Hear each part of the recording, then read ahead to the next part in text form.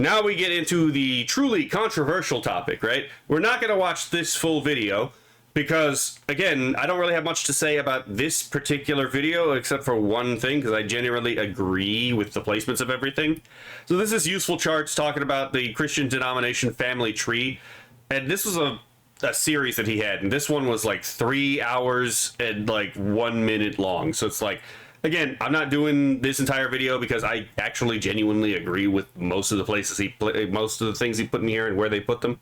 Hello, Mind of Ra. The immortal vampire is suckering you back in, eh?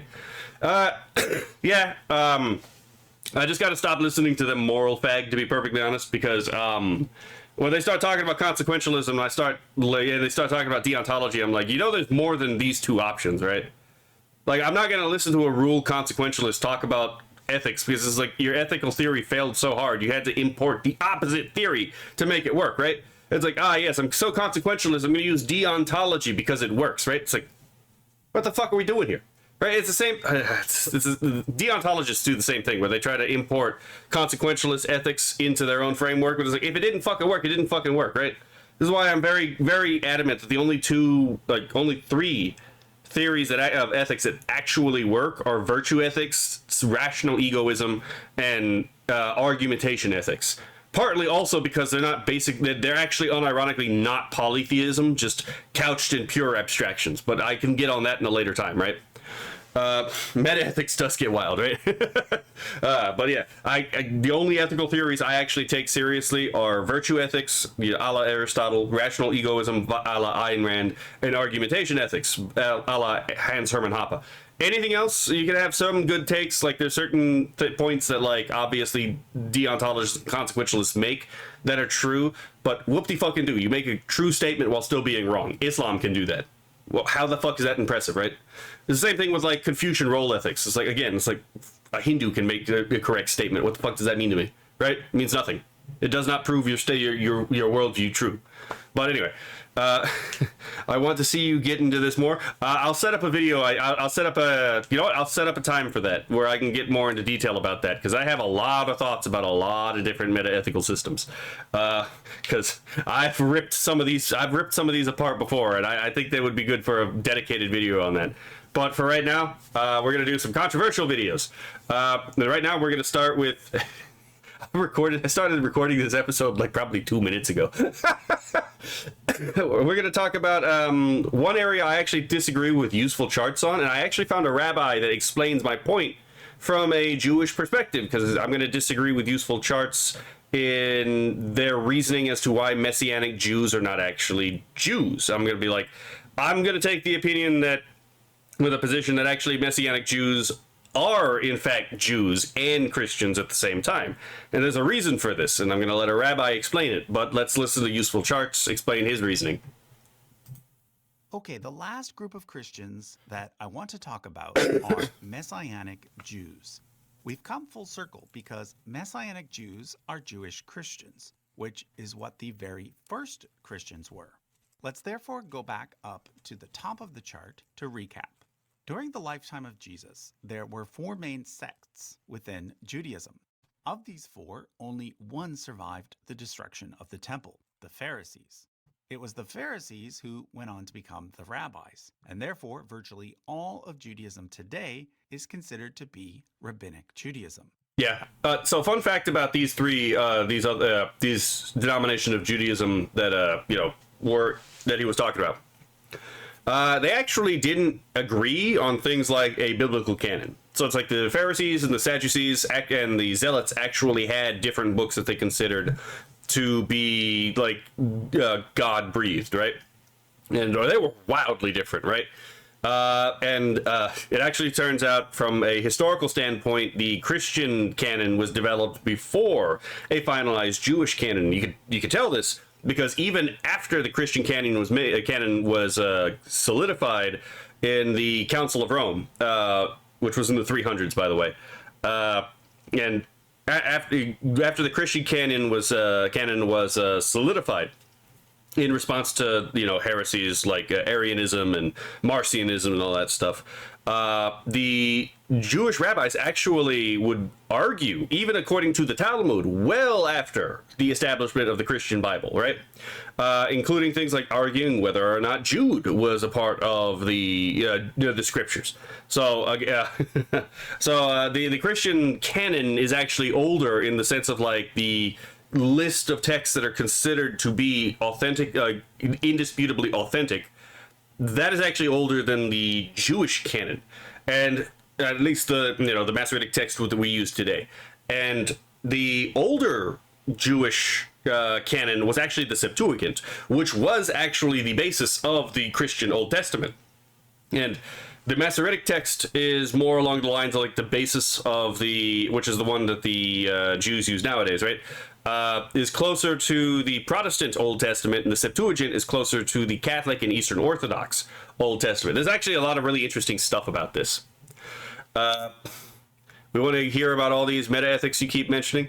I'd have to, because I ramble on and on and on. I'll actually create like a formalized map of things to talk about during it. That way I can be a little bit more focused when talking about it, because there's a couple things that I have to say about meta-ethics that I don't think I've ever heard anyone else mention, specifically the idea that meta-ethics is just polytheism coached in a deceptive language, at least when we're talking about deontology and consequentialism. I don't think that that's true under, again, virtue ethics or rational egoism or argumentation ethics. But again, I'll actually set up something for y'all for that, because I know that like people have been asking me about this. I will actually make a dedicated episode to that specifically. But I'm going to need a little bit of time to set that up because I am terribly disorganized. However, just before the destruction of the temple, a fifth sect emerged, which went on to become Christianity. In other words, Christianity started out as a sect of Judaism, which is why I've labeled this box. I would actually add that I disagree with having the Gnostics come from the Jewish Christians. I would say that the Gnostics are actually a syncretic movement that took from the Jewish Christians, but did not derive from the Jewish Christians, right? So, just like, for example, how Islam may have derived from the Ebionites, but it did not come from the Ebionites, right? It took from the Ebionites. Jewish Christians. However, from there, early Christianity went in three very different directions. Those who rejected Jesus as God and continued to practice Jewish customs like circumcision and avoiding pork became known as Ebionites or Nazarenes. Both of these groups eventually went extinct, although before they did, they likely had a big influence on the development of Islam. On the other extreme, and actually I do agree with, this is a controversial take, obviously, but I actually do agree with him that the Islamic religion is mostly derived from the ancient Arabic religion, not actually any of the Abrahamic religions. It does draw from the Abrahamic religions, but only haphazardly and incidentally, right? were the Gnostics, who also went extinct. But in the middle were the Pauline Christians, who Christians today see as being the true Christians. From here, Christianity became a mostly Gentile or non-Jewish religion, although early on there were still many Jews. However, the point I want to make, which I made in an earlier episode, is that there is no direct continuous line between early Jewish Christians and modern Messianic Jews. Yeah, this is a common misconception. A lot of people think that like the two are related. They're absolutely not. Jews who embraced pre-Nicene Christianity and then later Nicene Christianity were simply integrated into the now mostly Gentile church. Congregations made up primarily of Jewish Christians did not arise again until the 19th century with the start of the Hebrew Christian movement. In the U.S., the Hebrew Christian Alliance of America was established in 1915, although it later changed its name to the Messianic Jewish Alliance of America. Today, it is the largest of the various Messianic Jewish organizations, which is why I chose it to be kind of representative of Messianic Jews as a whole. Note that they fully accept the Trinity and all other aspects of Nicene Christianity, which is why they are shown within the main part of the chart. But the question a lot of people ask is, are Messianic Jews Jews or Christians? Or are they perhaps both? Well, according to all the modern branches of Rabbinic Judaism, from Reform to Orthodox, Messianic Jews are definitely Christians and not Jews. He's overselling the consensus. You can actually find rabbis, even respected rabbis, who actually disagree with him on this subject. I'm not entirely sure. I don't think he did this on purpose, right? I don't think he did this on purpose. But I happen to be able to find I happen to find people who fall through the cracks very well. It happens all the fucking time. I find some really niche things sometimes. And yes, that includes finding people who are, again, Messianic Jewish, not Messianic Jewish, Orthodox Jewish rabbis, not Messianic Jewish rabbis. Orthodox Jewish rabbis who are adamant that yes, Messianic Jews are still both Christians and Jews, but he's going to explain his reasoning for why they're not, and we're going to then listen to the other one, and then we can enjoy a little bit of like out of group controversy for once, right? While many Messianic Jews were born Jewish and would show up as being Jewish on a DNA test, they are actually no longer considered to be Jewish by the greater Jewish community. This boils down to the fact that Judaism and do they recognize Jesus as the Son of God or just a prophet? So Messianic Judaism is actually very, it's not really an organized religion. So there are a very small few who believe that Jesus is a prophet, but the majority of Messianic Jews are actually just straight up Nicene Christians. They believe that Jesus is, the second person of the Trinity, eternally begotten of the Father, through whom the Holy Spirit proceeds, right? The vast majority of Messianic Jews are Trinitarian Christians. But there are a few Messianic Jews that I would say are not Christians because they're not Nicene. But I think that that's the only really way to make Christianity a usable definition, because you have to have a hard set rule as to what a Christian actually is, just like anything else. Otherwise, you can infinitely mold the definition, right? If, you don't have to be Nicene to be a Christian, then not only do Mormons qualify, but could you possibly put Islam in there, right? I mean, they believe Jesus was the Messiah as well, right? The Messiah. But they mean something totally different, right? What about people who believe, again, and what's the difference between that and again, with Mormonism? Because at least in Islam, you had the kitabs, right? The books. The kitabs include things like the Talmud, which is the Torah, the Injil, the Gospel, the Quran, and then there's another one for the Book of Abraham, quote unquote. I don't fucking remember what that one was called in Arabic, to be perfectly honest. I never really have to talk about it, so I forgot it. But yeah, I mean, in Mormonism, you have the same thing. You have the books, quote unquote. You have the Bible, then you have the Book of Mormon, Doctrines and Covenant, the Pearl of Great Price. And, some Mormons are actually Trinitarian and Nicene, kind of like the reorganized Church of Jesus Christ of Latter-day Saints, currently called the Community of Christ, or the restored branches, right? Which are the ones who believe that the Community of Christ broke away from the religion of Joseph Smith, and they are the true Mormons, right? Actually, I found some resources on that. That's actually an interesting topic that I can't get into right now. But, they're Trinitarians as well. I think they actually have a good claim to be, a better claim to be Christian than do traditional Mormons, right? Because traditional Mormons, they're not monotheists, they're polytheists, or they're kind of polyatheistic. It kind of, when you get into the weeds of Mormon, of like LDS theology, it gets really niche, to be perfectly honest. Let's see. Just someone 1038 says probably based on biological heritage through the mother. We're talking religious Judaism. We're not talking we're not talking the descent, the Jewry by descent. Let's see. In reference to being considered Jewish, I mean, yes, most Jews nowadays consider matrilineal the standard, unless you're a Karaite, and Karaites usually accept persons born either mother or father as authentically Jewish. There used to be a more common patrilineal line, and the Bible does actually use patrilineal descents as like meaningful as well. So it's like this is all a lot of like depends on like how you approach the topic kind of deal. There's a lot that you could actually use to defend yourself, whether you wanted to do it matrilineally, patrilineally, or like either or both. Christianity share common roots, but because Christianity ended up being by far the larger and more dominant group, this has forced Judaism to define itself in part as being very deliberately non-Christian. In other words, one of the defining features of Judaism is that Jews do not believe that Jesus was God.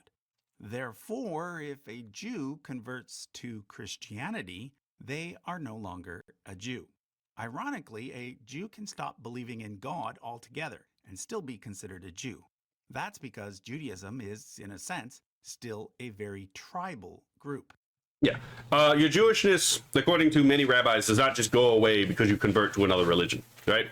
But according to some, it does. And here's the thing about the Talmud. If you look for the Talmud for answers to a lot of this stuff, you can really justify either or, because the Talmud is just a collection of debates between rabbis and the different rulings of rabbis, right? So you'll find contradictory like answers to basically any question you want to find, because it turns out it's not one coherent book, it's a collection of a bunch of different rulings made by a bunch of different people, right? You can find a passage in the Talmud where it's very clear, Jesus and Mary are rotting in hell. But then you can also, in that same text in the Talmud, right, you can also find the whole story of Rabbi Eliezer, who was a friend of Christians and a rabbi, right? And the entire story basically vindicates him. Right? It's like, yes, if I am correct, then the wall will recede, and the fucking wall recedes. If I am correct, the tree shall walk away, right? The tree fucking walks away. If I am correct, then the heavens themselves will decree. The booming voice from heaven comes and says, basically, Eliezer, you are correct, right? You got two different contradictory things, right? Christians are condemned, Christians are actually right. And you can get them both in the same fucking text, right? And it's like, yeah,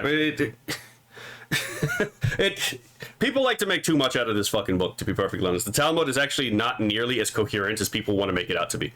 But yeah, there are a lot of really disturbing things in the Talmud, but there's also a lot of common sense things in the Talmud.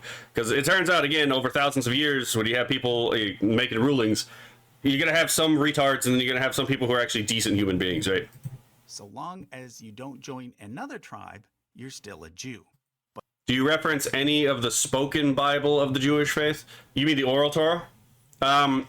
Well, I mean, the oral Torah is... so, the oral Torah is not just a thing of Judaism either. It is a thing that Christianity had up until the Protestant Reformation. Yes, the verbal traditions. It's called the oral Torah. And even the Bible commands Christians to keep all that is received, whether by word of mouth or by written word, right? So the Christian community is actually commanded to keep an oral tradition as well. And the oral tradition in the Christian communities are mostly found in things like, again, the apostolic traditions. So you have things like the Roman Catholic Church, the Eastern Orthodox Church, either whether you're talking about like you're led by the what the fuck am I gonna, what is it called? The Patriarch of Constantinople or the Patriarch of Moscow. In the like Ethiopian Orthodox Tewahedo Church, that's Oriental Orthodox. Whether it's the Coptic Orthodox Church, which is another Oriental Orthodox Church, but that one's not Tewahedo. All of them have the whole concept of a oral tradition. And they are very keen on keeping their oral traditions, in part because of that exact teaching, right? Keep the traditions that have been given to you, whether by written word or by spoken or by word of mouth, right? So, and this is a tradition that was inherited by the Christians from the Jewish tradition, right? In fact, actually, the Bible talks about the seat of Moses, which never is once mentioned anywhere else in the Bible.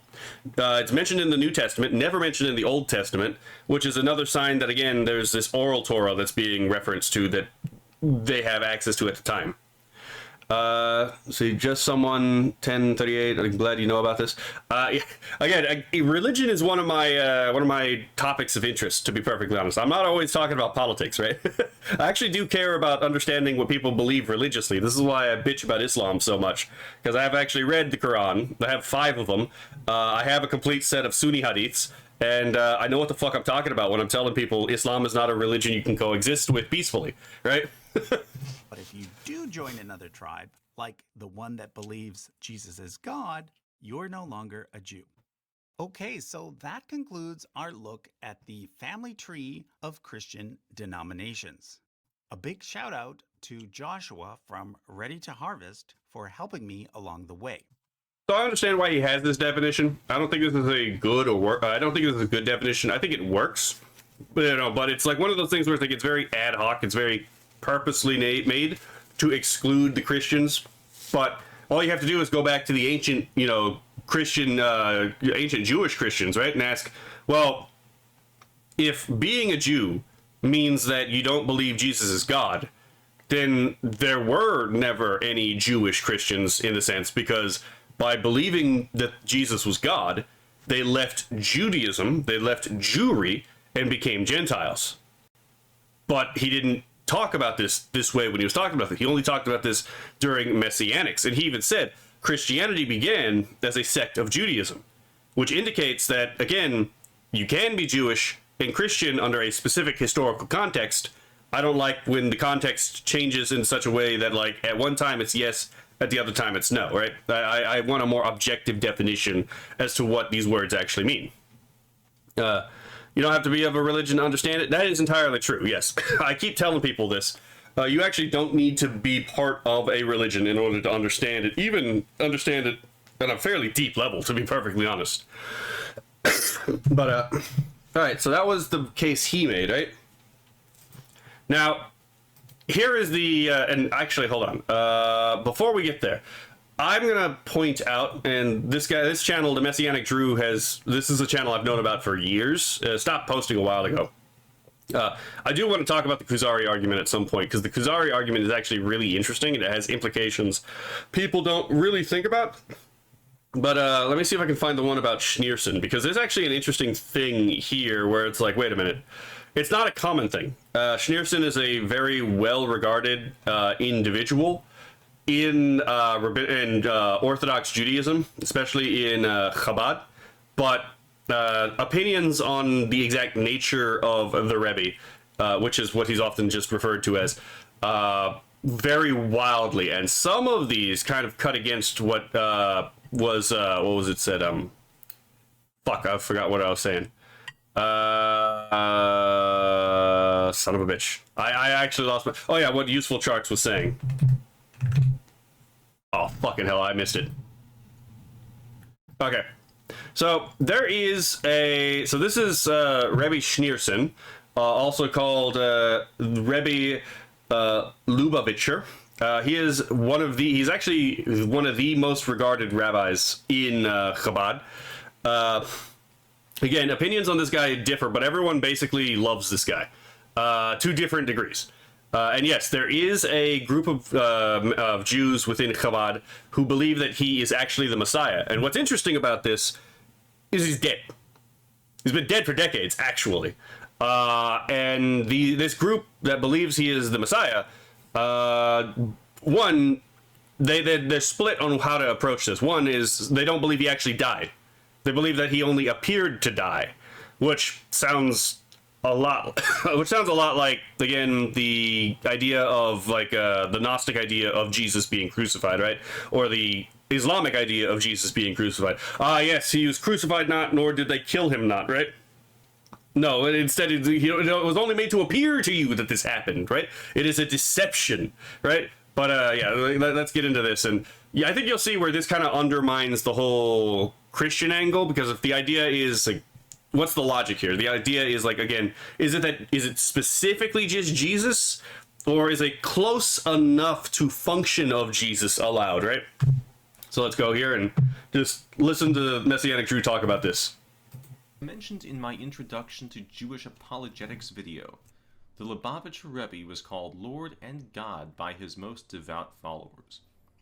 Rabbi Ariel Sokolovsky is a Moldova-born Chabad rabbi in Portland, Oregon, and a more amiable soul would be hard to find. Yet Sokolovsky maintains a blog he entitled Rebbe God, and this refers to Schneerson as the Rebbe Almighty, among other adultery sobriquets. Yeah, again, he's not exaggerating when he says Rebbe Almighty. Again, there's an exact identification with some of these people with the Rebbe and God. So, on rabbinical sources, he attempts to show that this is not as revolutionary as it sounds. He concedes that there are a few people like him who will openly call the Rebbe God. He claims, however, that many people... Didn't Jesus die quicker than was expected during a crucifixion? I mean, you could stay alive in a crucifixion for quite a while, but you're forgetting that he did get scourged before that. The scourging would have taken chunks of flesh out of his back, so he would have been in a pretty bad shape at the time. And, yeah, so he wasn't exactly in the best of shape when he was crucified in the first place. Believe it, but do not say so openly for fear of scaring away people from Chabad altogether. So I say, not only do most of the devout followers of Chabad call the Rebbe God, but the practice is more mainstream than most Chabadniks like to admit. So, if anyone wants to know, a Chabadnik is a member of Chabad. The Rebbe himself encouraged this, saying that it is okay to pray to him, since the Rebbe is the essence of God enclosed in the body, as the Rebbe writes in Likutei Slichos. Now the article continues, saying, the voice of the moderates who believe the Rebbe is in fact dead, though most of the group still adhere to his belief of his ultimate resurrection and coronation as Messiah, the belief is increasingly cowed, with violent brawls breaking out and spilling on the streets on a regular basis, leading to scores of hospitalizations and arrests. Yeah, so again, this isn't really a Christian apologetics video or anything. I'm just I'm just bringing this to light about a particular thing in Judaism, right? One of the arguments against Christianity many Jews bring up, right, is that the Messiah doesn't die before he completes his mission per se, right? And their assessment is that he did not complete the mission of Messiah, allegedly, right? But we see that that's not actually a problem right here, where we have another alleged Messiah, a Messiah claimant, right? But him having died before allegedly accomplishing the Messianic mission, is not actually a problem for some of these people. Now, this is a very controversial opinion. I'm not going to say that this is the main opinion in Chabad. It's not. Most Chabadniks do not believe the Rebbe is God. But this is a belief Chabad has permitted to persist within its ranks, right? So, even the installment of a memorial plaque can cause a riot. As one rioter told the press, he's alive, and yet they're writing that the Rebbe is dead. So even the moderates believe that the Rebbe will be resurrected and crowned as Messiah. Maimonides said that if someone dies, it disqualifies him as Messiah. Chabad shows that Maimonides is not the be-all and end-all of Judaism or of Jewish law. And keep that in mind, because we're going to see, again, an actual rabbi is going to make this point later. Chabad believes that Maimonides is dead wrong in that area, and still considered normative Orthodox Rabbinic Judaism by most Orthodox Jews. Now, many of the members of Schneerson's congregation were happy to explain what they mean by the Rebbe as God. Magazine asks, what did the pin signify?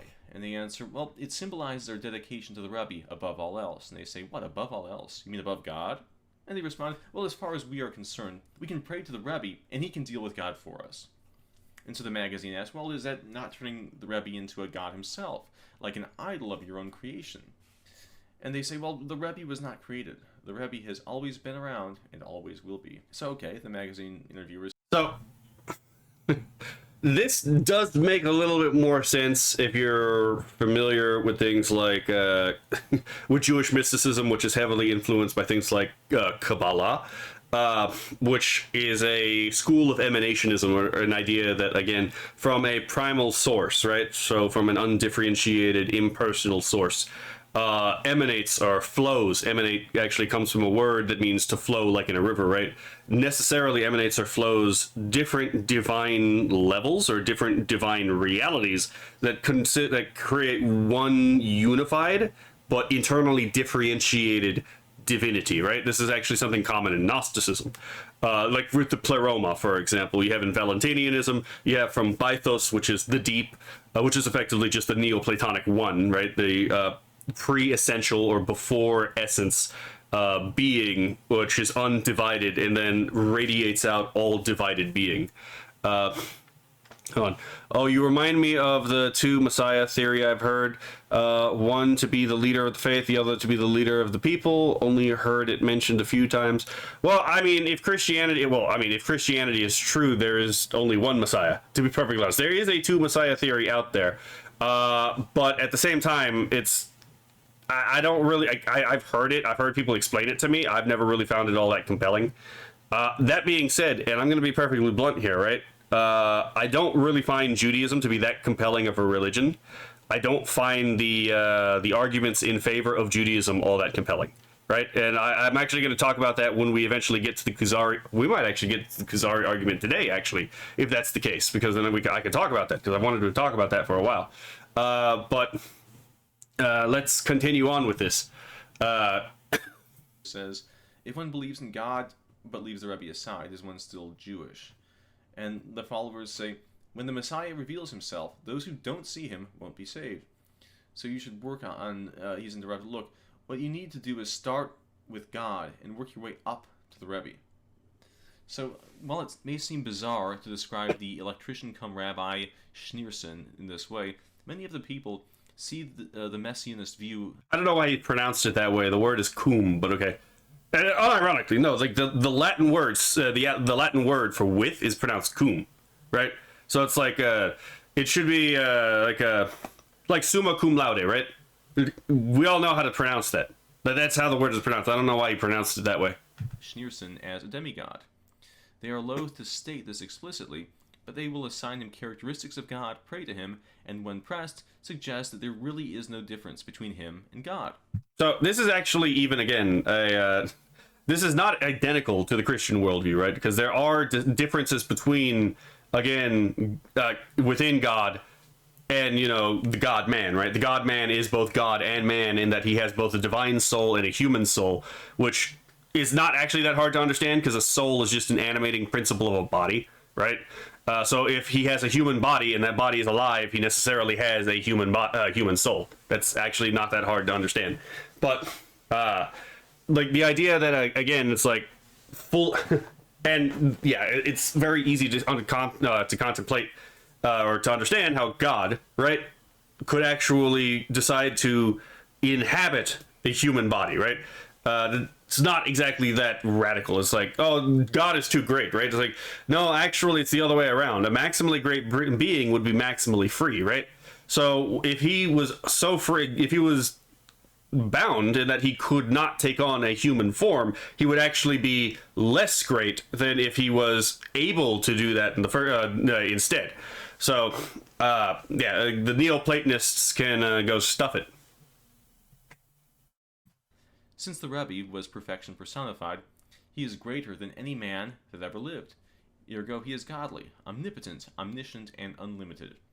Virtually no one within the movement today is willing to deny that Schneerson was the greatest man that ever lived, nor are they willing to deny that he was perfect. Yeah, okay, this is actually, again, from what I understand, a very accurate description, at least, though. It's like, again, when I said that that Chabad has a very high opinion of Schneerson, yeah, the idea that Schneerson is actually the greatest man who has ever lived is actually fairly common, right? I'm not saying it's basically required, but it is extremely common. But just because you think that Schneerson is the greatest man who's ever lived does not necessarily mean Schneerson is God, right? Oh, that's what I was thinking. So yeah, so one of the complaints that medieval Judaism made against Christianity was that God cannot take on a human body. And the reason they did this is because they drew a lot from Neoplatonic reading. But yeah, this idea right here just shows that, no, the idea that God can become a man is actually not antithetical to Judaism. It may be an outlier belief within Judaism, but it's not completely outlawed, because you give another example like this, and all of a sudden the Jesus one's, doesn't work, but this one's fine. Even though, functionally speaking, we're not talking about the nitty-gritty details here. We're talking to just this one particular, aspect that is supposedly haram, suddenly becomes, or suddenly becomes kosher, right? So hold on. Just someone 1038 says that makes me wonder if made in his image was actually referring to the soul. Classically speaking, so even among the medieval theologians of the Christian world, the idea of God making man in his own image is the idea that God imbued man with a rational soul, with the ability to use with the rational faculties to be able to understand the world around him and reach from the material into the spiritual, basically making man into a spiritual amphibian, right? So yes, the rational soul specifically, because all living things have a soul, right?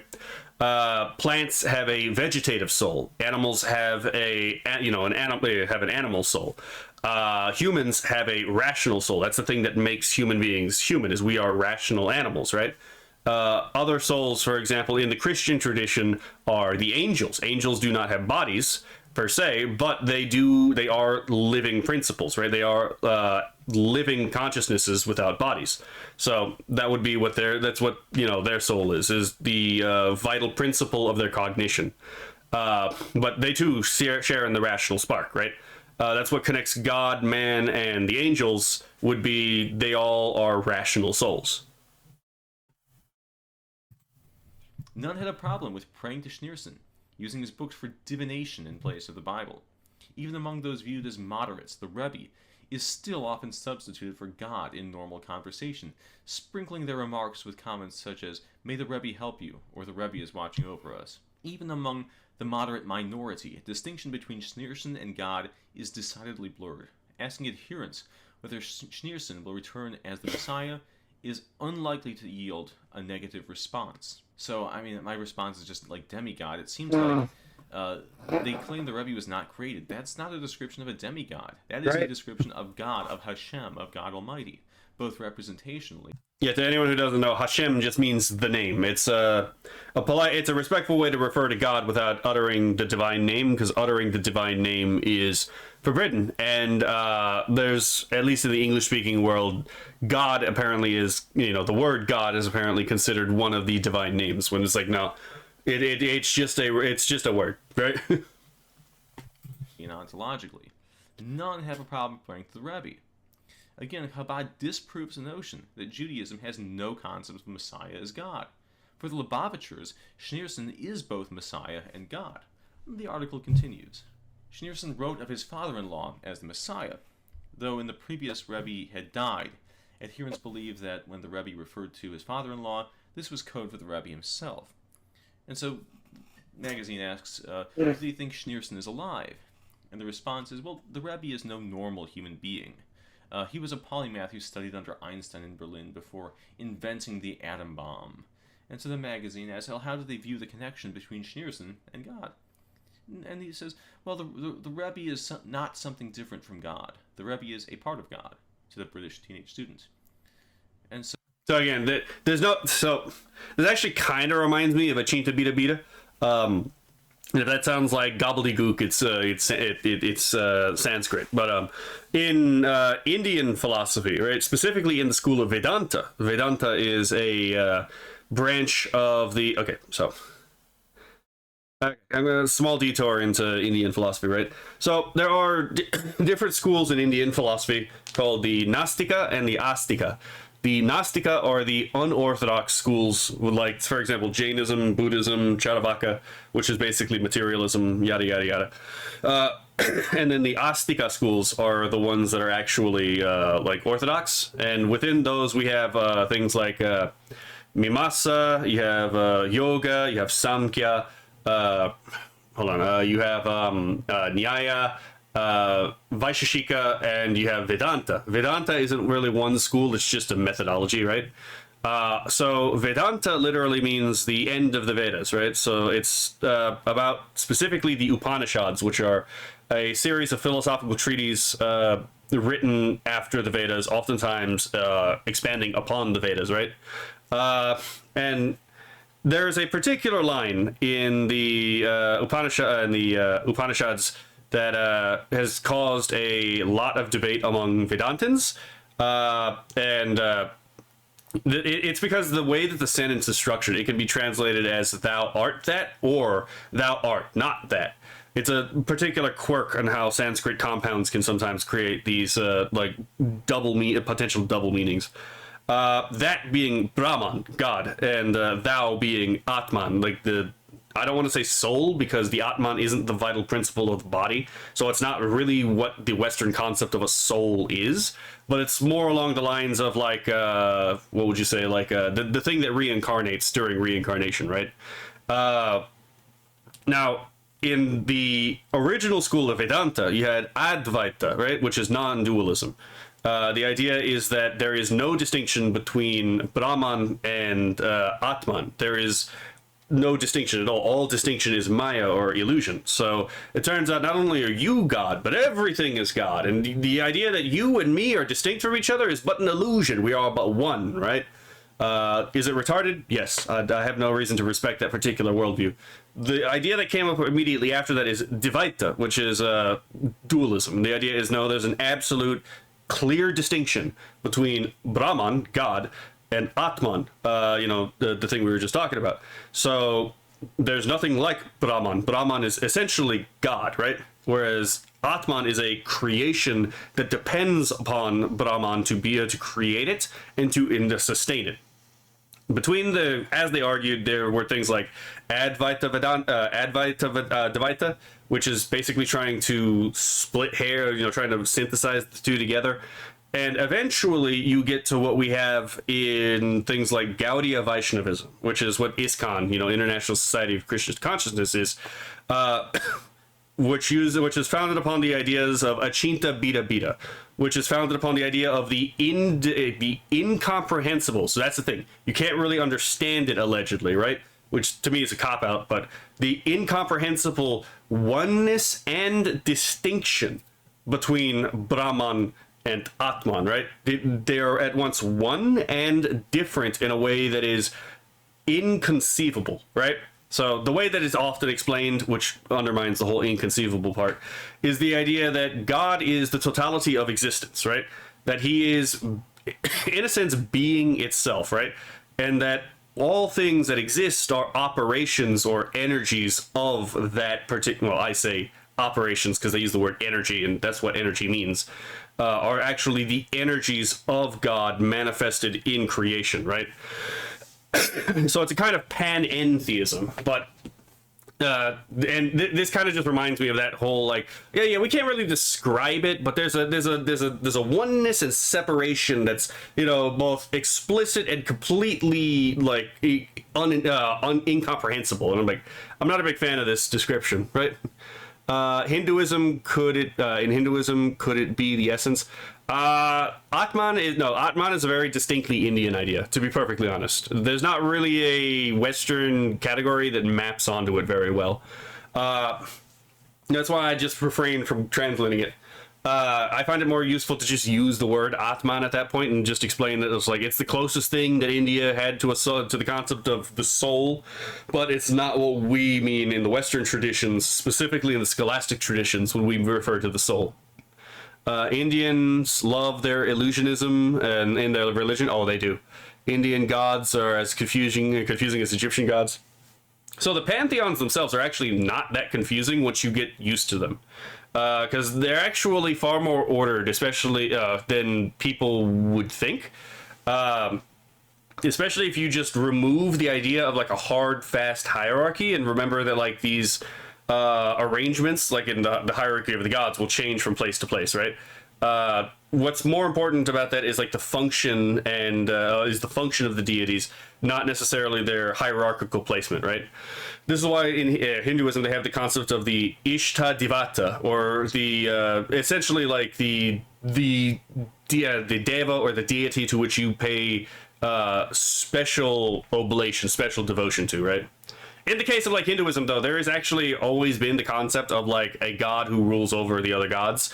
Not in the case of Zeus, but in the case of like more in the case of like a monotheistic god has kind of always been nested in the religion. In Rig Veda, Book 10, hymn 121, you have the hymn to Hiranyagarbha, which is described as the God of gods, to whom all gods must, give oblation. So it's a God who even the gods themselves worship, right?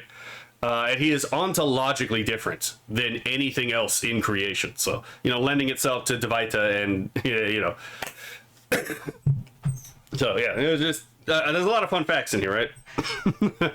So, again, this is just the thing. This kind of reminded me of that kind of Eastern reasoning, because that kind of Eastern reasoning is also present in things like Neoplatonism, right? Which is why I use Neoplatonism as like a thing I was talking about earlier.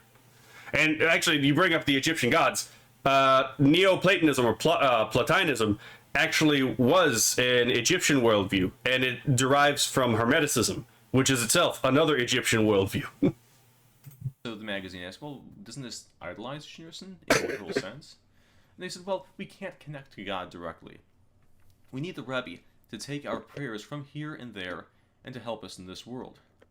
So he is God, but he is also man, and because he is man God, he is an intercessor. Oh, okay. Again, it's like, interesting. I think I'm seeing a pattern here. We're told by our rabbis that a great man is like God, and the Rebbe was the greatest man ever. This is how we know he is the Messiah, because how could life continue without him?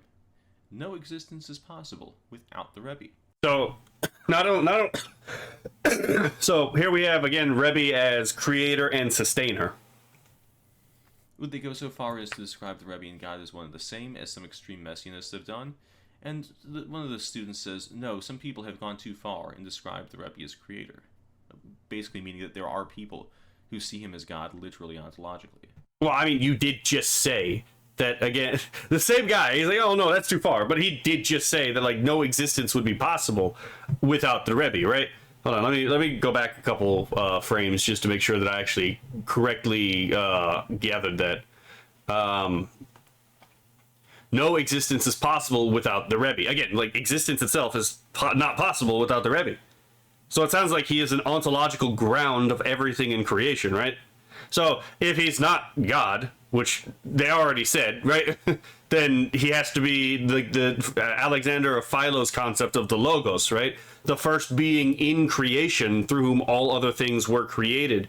The thing that is closest to God that can mediate between God and man, God and creation. In a sense, a second God who is not God, right? So it's like... this does kind of sound like a little bit of like the Logos from Philo of Alexandria. Basically meaning that there are people who see him as God literally ontologically, as the creator of all things. So they say God was born in 1902 and is now 105 years old. You can pray to the Rebbe and he will answer. And he was around since the beginning of time. But you must be careful to pray only to the Rebbe as a spiritual entity, and not to the body that was born in 1902. Interesting, right? So yeah, I mean, this is also one of the differences between the Lubavitcherism and Christianity is that when Jesus comes in Christianity and becomes born human, he becomes born as everything that is human, right? He has a human soul, he has a human mind, he has a human body, right? And the reason for this is because all that he takes upon, he redeems through being, again, God made man, right? Since God is perfect, God indwelling into that body perfects the body, right? And so this is also why, again, God in Christianity leaves behind the sacraments, right? The baptism is not just a symbol, it is actually a means by which matter is used in the plan of salvation, right? It's the same thing with marriage. Matter itself is made part of the salvific process because these sacraments are means of grace. The means, and those means of grace are, they're means of grace that God instituted for man to seek God out. They're not necessarily for God to find man, but they are necessary if man seeks to find God, right? And what are these sacraments? These sacraments are things like baptism, marriage, confession, last rites, I already said marriage, the Eucharist, and holy orders. And all of these, they need the proper form, so that is the proper, the proper enactment and the proper matter. You can't have the Eucharist, for example, with grape juice, right? No, it was instituted with wine. Wine is supposed to be the thing. Wine is the thing that is turned into the blood of Christ, as per the tradition set up by Christ himself when he breathed the Holy Spirit onto the apostle, right? And that's why, again, in many traditions, when new priests are ordained, the older priests will put their hands on and breathe the Holy Spirit onto the priest, right? So there's actually a reason for all these apostolic traditions, for all of these different, customs of grace. In, for example, confession, Jesus himself gives the apostles the ability to, and I quote, anything, to bind or loose, anything on earth, right? So his ability, so he gives his ability to forgive sins to the apostles themselves, which is then transmitted to the apostles of the apostles up until the present day, according to the holy orders, right? So, yada yada yada. I could probably do a whole video on this, but I'm getting a little distracted. My point is, again, don't adore the material aspect, right? As opposed to Christ, where it's like, no, the material aspect is part of the adoration, right? It's like, yes, you in Christianity, when you go and you do the Eucharistic adoration, you are, in fact, adoring the thing, the Eucharist there, right? That little wafer, because that wafer is not actually understood to be just a piece of bread. It is understood to be the very body of God, the full body, soul, and divinity of God, of Christ himself, under the guise or the appearance of bread. Just like the wine is understood, once consecrated, to no longer be wine in reality, but only wine to sense perception, to appearance, right? In reality, it is again the full body, blood, and divinity of Christ in the chalice. So, whereas matter becomes part of the thing that is to be adored about God in Christianity, it is actually not to be adored in the Rebbe, who claims to be God, right? So, well, does this mean the Rabbi has a will of his own? What if the Rabbi and God disagree? And the response is, well, this is a ridiculous question. They're not separate in any way. So they say the Rabbi is a part of God. And they say it's more complex than that. There's no clear place where the Rabbi ends and God begins. And so the magazine asks finally, does that mean the Rabbi is infinite, omnipotent, and omniscient? And the Chabadniks say yes, of course. As an Argentine student says in Hebrew, God chose to imbue this world with life through a body. So that's how we know the Rebbe can't have died, and that his actual physical body must be alive. The Rebbe is the conjunction of God and human. The Rebbe is God, but he is also physical. Oh, I mean, if he's human, he has to be physical. So yeah, some people have gone so far as to describe the Rebbe as creator, so they basically hold to Christian theology, exactly the same way the church is viewed. Not exactly, but the parallels are very striking. Jesus, as the God's Shekinah enclosed in the body, and in fact. So Shekinah in this case is the stand-in for Holy Spirit. It is essentially the Spirit of God in Judaism. Schneerson described the Rebbe in that way. That's why you can pray to a Rebbe. So please, don't ever let any anti-missionary or rabbi or I forgot about that fucking comic. tell you that Judaism is incompatible with the idea that anyone who dies before the prophecies are fulfilled can be Messiah. Or don't believe them when they say Messiah cannot be God, or that God cannot become incarnate. These are just lies and propaganda against belief in Jesus, and the situation with the Rebbe proves it. Shalom Aleichem. Oh, I forgot to turn the fucking chat back on. Okay, that was a bad sound. Okay. Here we go. So now we are going to see the last video on this little escapade about whether or not useful charts is actually correct, right? So we've already preempted one of the... It's not a claim he made particularly in that video, but I did just want to preempt one of the criticisms that is often made about why Messianic Jews aren't actually Jews, is because, again, God cannot be a man. It's like, no, absolutely not. These people, these Lubavitcher, I can't talk right now, Lubavitcherists have not been kicked out of Chabad, they've not been excommunicated. right? It's very clearly something that is permitted within the sphere of Jewry. Now let's listen to an Orthodox rabbi explain why I'm right and Useful Charts is wrong. For another video. And friends, today I want to talk to you about a very, very, very important topic. And friends, the topic is, or rather this lecture is on how Messianic Jews who keep Torah and Halakha are from a Halakhic and even Hashkafic perspective, full Jews and should be treated as such within the Orthodox Jewish community. I apologize for the graininess of the video. I can't really upscale it. Now, that may not be as shocking to hear than this. That this even applies if they believe that the Creator, the God of Israel, has a body or has clothed himself in a body, or even believe that the God of Israel might possibly be made up of parts or sectors making up one unit, no matter what these units may be called.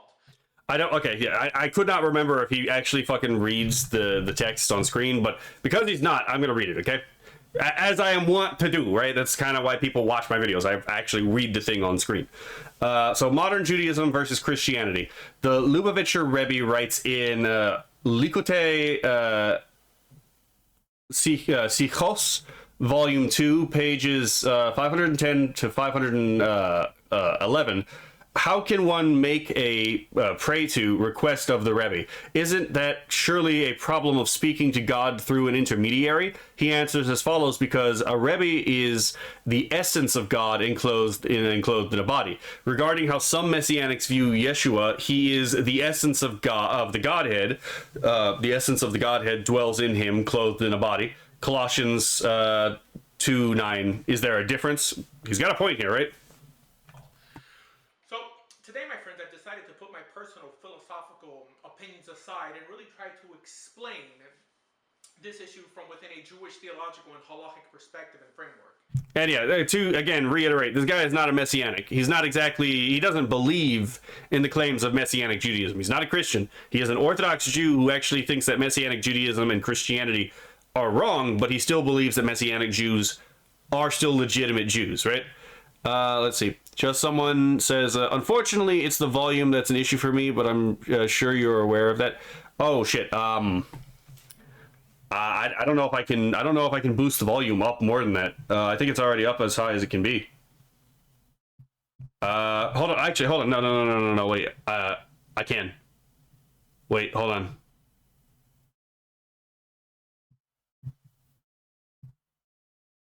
All right. And friends, I honestly believe that any other rabbi out there who really carefully, honestly analyzes this issue would arrive at the same conclusion. And friends, I would really appreciate if people would not misconstrue this lecture for what it is not. In other words, this is not an endorsement for Christianity, neither its beliefs or practices. Okay. Let's go back to, again, get a read on what it is that was on screen, because this is going to happen a lot in this video. I reject Maimonides on the issue of corporeality. The Ramchal also pointed out that the Rambam's dogma condemned as heretics generations of pious Jews who did nothing wrong but simply believe what they had been taught. This is Ramchal letters 1196 to 7, Penine Shadal 274. So the Rambam, anytime you hear the Rambam, he's talking about Moses Maimonides, right? Okay.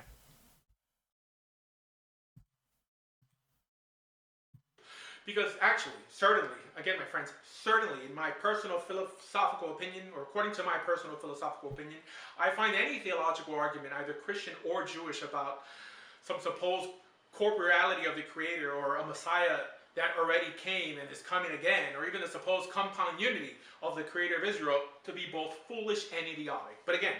Okay, so, okay, we're at 140. Oh, this is going to be a decently long video. Okay, let's get back to read the sections that passed over. Let's see. The doctrine of corporeality is our tradition's belief. Incorporeality, because it is tied into philosophy, will lead us to heresy. This is Ramchal letters 1195. And let's go a little bit forward. Rabbi Yosef Yates claims that a simple believer punctilious, I haven't heard that word in ages, in the performance of mitzvah, who can only conceive of God in a corporeal fashion is not to be regarded as a heretic. This is from Or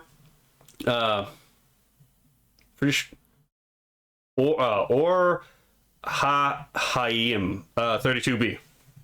I never studied Hebrew per se or Yiddish, so I don't know whether or not I'm supposed to be reading Yiddish or Hebrew, and it's gonna screw up my pronunciation. Hello, Kura. We're talking about whether or not Messianic Jews or Christians or both, and we're listening to an Orthodox Rabbi explain they are in fact both. So this is a response to useful charts. Any the eye. But again, this is just from a philosophical perspective and not halakhic. However, mine or anyone else's philosophical beliefs should not and cannot seal a person's or a group's religious status or fate if what they believe does not literally contradict what is called Judaism. Okay, so we're going to pause it here again because he's not going to read what's on the screen, so I have to read it. Rabbi Baya ibn Pakuda. Oh, so we're talking about an Arab rabbi. The foolish and simple person will conceive of the Creator in accordance with the literal sense of the scriptural phrase, and if he assumes the obligation of serving his God and strives to labor for his sake, he is excused for his ignorance and lack of understanding. A man is judged only on the basis of his intellectual ability, his powers of discrimination, and his readiness to act. So this is Hovot HaLevavot, chapter 1, verse 10. What is that? What is Judaism? Friends, Judaism is not what you or I decide it is. In other words, what Judaism is was decided long ago on Har Sinai, and neither mine or your opinion can change that. I mean, he's also objectively correct here, right? It's like when we're talking about religions, we're talking about things that exist in the world, right? We're not we're trying to define a thing as it actually is, not how we want it to be. And this is my issue with, again, the definition that is very clearly ad hoc. Ad hoc definitions very rarely strive to describe a thing as they are, but rather as what they would want it to be. Just think about, like, again, like we're in the AI community, right? Like, how many times have we seen ad hoc definitions to make AI not be art, right? It's like, oh yeah, it was made with AI, so it's not art, right? It's not real art. Well, it has nothing to do with the nature of art. Oftentimes they have to like jump through hoops to get that definition to work. Oh my God, hold on. Okay, so apparently I may have lost connection with ProChat for a bit because it seems like I have new comments or old comment. What the fuck is going on? Where did Kura go? What the hell? Oh no, I know what it means. I'm just saying I haven't seen that word in ages, Philip. Sorry for the typing errors. That's fair. Unfortunately, the volume. Oh yeah. It's like, wait, where the fuck did Kura go in the chat? I forgot to turn on the chat anyway. Fuck. Well, yeah, I'll just leave it on. Fuck it. In other words, Judaism is... I don't know where I am 90% of the time. Well, that comment popped up, but your previous comment got deleted from ProChat for some reason. Torah and Halakha, and nothing more. See, this actually makes a decent definition, too, right? It tells you exactly what it is. It is the Torah, right? So we're talking, in this case, he probably means the Tanakh. He probably means the Tanakh, to be perfectly honest. He's probably not talking about, like, the Pentateuch, right? Hates me, man. It hates me. Oh, that's right. And Halakha. Are you upholding the law, right? Like the outlined in the Tanakh, right?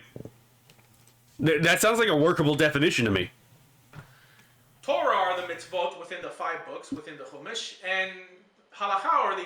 Okay, so apparently he is talking about the 5 books. Halachot are the practical decisions and or interpretations made by the Beit Din HaGadol, the Sanhedrin, which I might add are also literally endorsed by Torah itself. Which is why I'm making this video to state that according to Jewish law, in other words, Torah, what we call Judaism, according to this, Messianic Jews halakhically are not heretics. Again, if they keep Torah and Halakha, which would also... Which is kind of the entire point of Messianic Judaism, right? Like, most people who are Jewish, but ethnically and Christian, don't necessarily call themselves Messianic Jews unless they actually associate with the Messianic Jewish movement, right? Because that's exactly what it refers to. Messianic Judaism refers to a particular religious movement where the idea is you keep the old covenant and you enter into the new covenant at the same time. Now, do I think that works? No, I don't really find a very good argument for Messianic Judaism, to be perfectly honest. But again, I don't have to agree with the idea that it makes sense. I just have to be able to recognize the fact that, like, yes, they are technically Christian, they are technically Jews at the same time, right? They are literally that spot in the Venn diagram where the two circles overlap, right? Include undergoing a Halakhic conversion if they are not already Jewish. In other words, if the only thing keeping them from modern-day normative Judaism are beliefs about corporeality of the God of Israel and possibly splitting him into parts that make up one, they are to be considered full Jews and not be discriminated against according to Halakha. Okay, here we go. That was a clean cut. So, the Tosafist, Rabbi Moshe Taku, asserts that God sometimes takes on human form and considers it heretical to deny.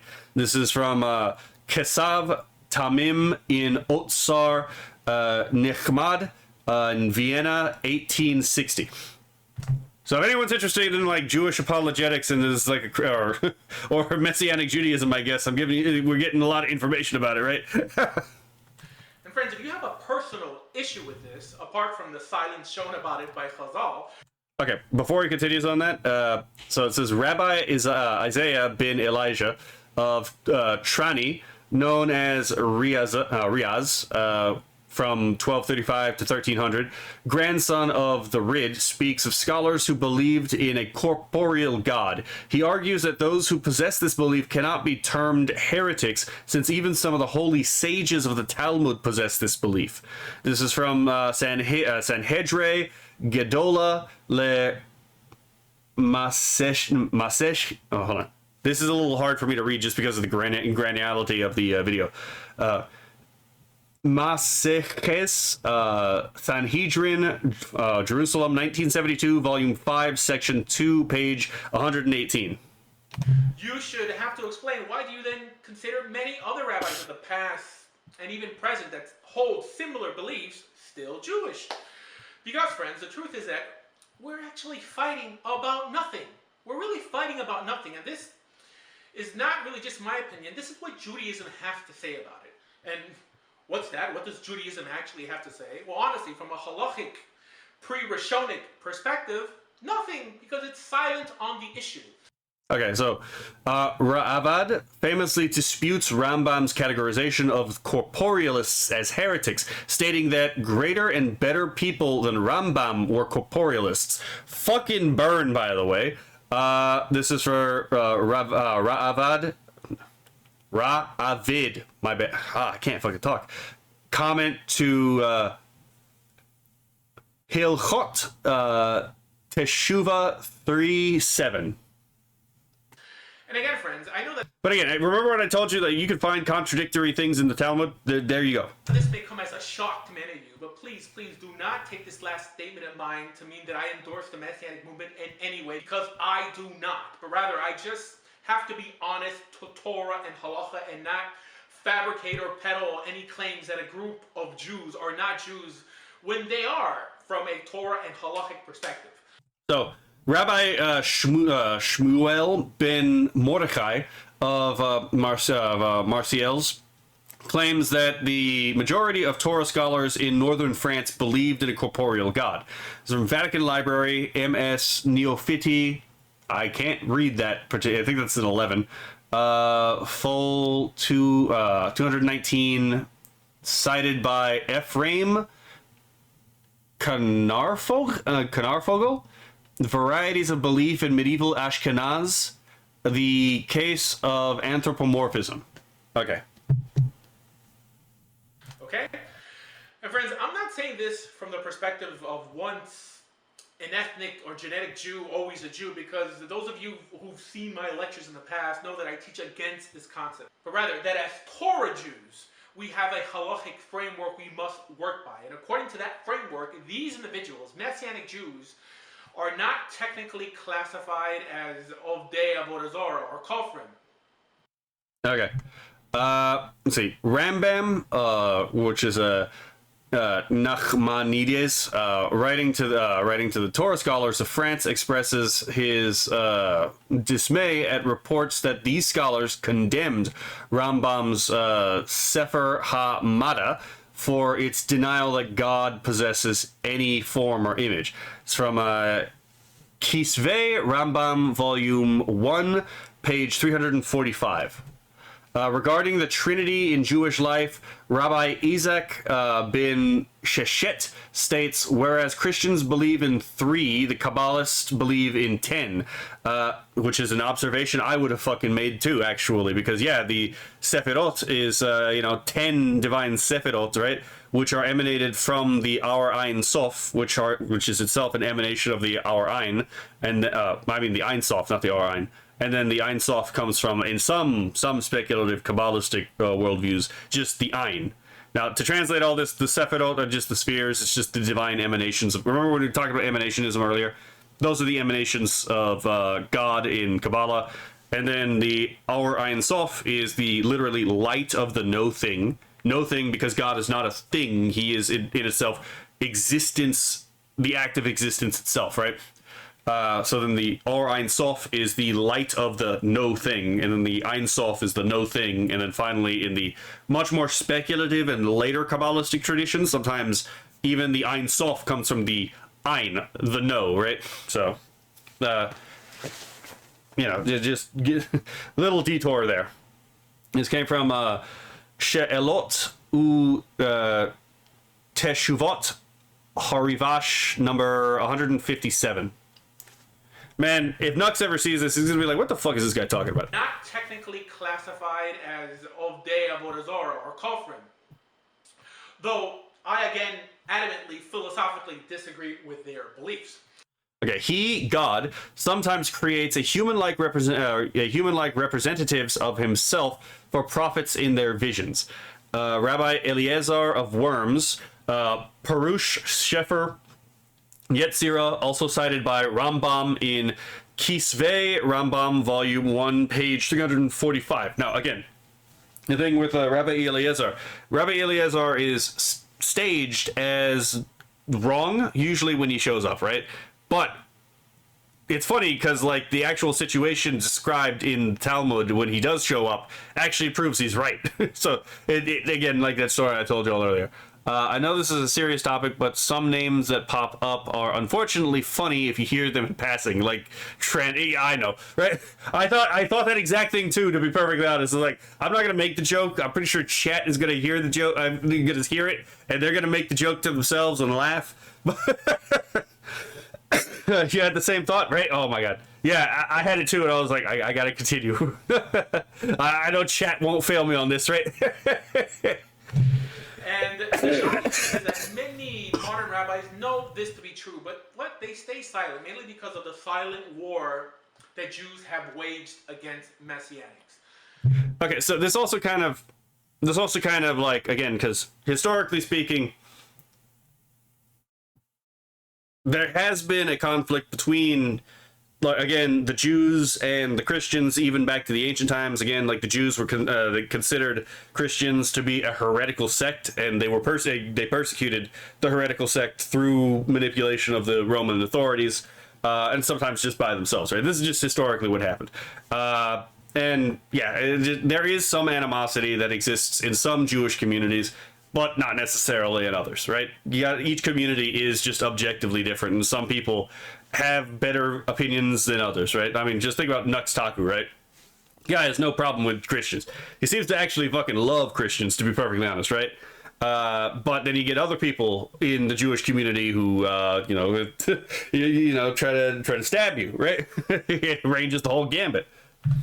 So, friends, let me try to explain a little bit further. Okay, so, and Pharaoh shall not listen to you, and I shall give my hand upon Egypt, and I shall take out my host, my people, the children of Israel, from the land of Egypt with great judgments. This is Exodus 7, verse 4.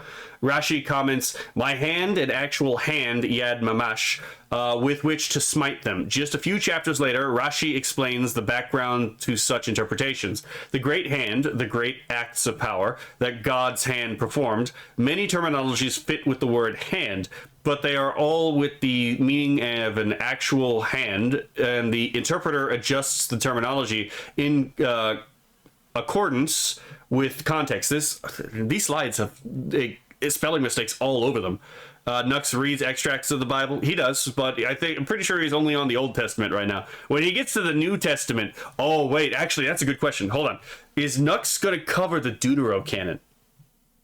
Like, is he going to cover the Deuterocanon? So the texts that were in the Septuagint, but are not in the the modern Hebrew Bible. That would be interesting because those books are in the Catholic and the Orthodox, Bibles.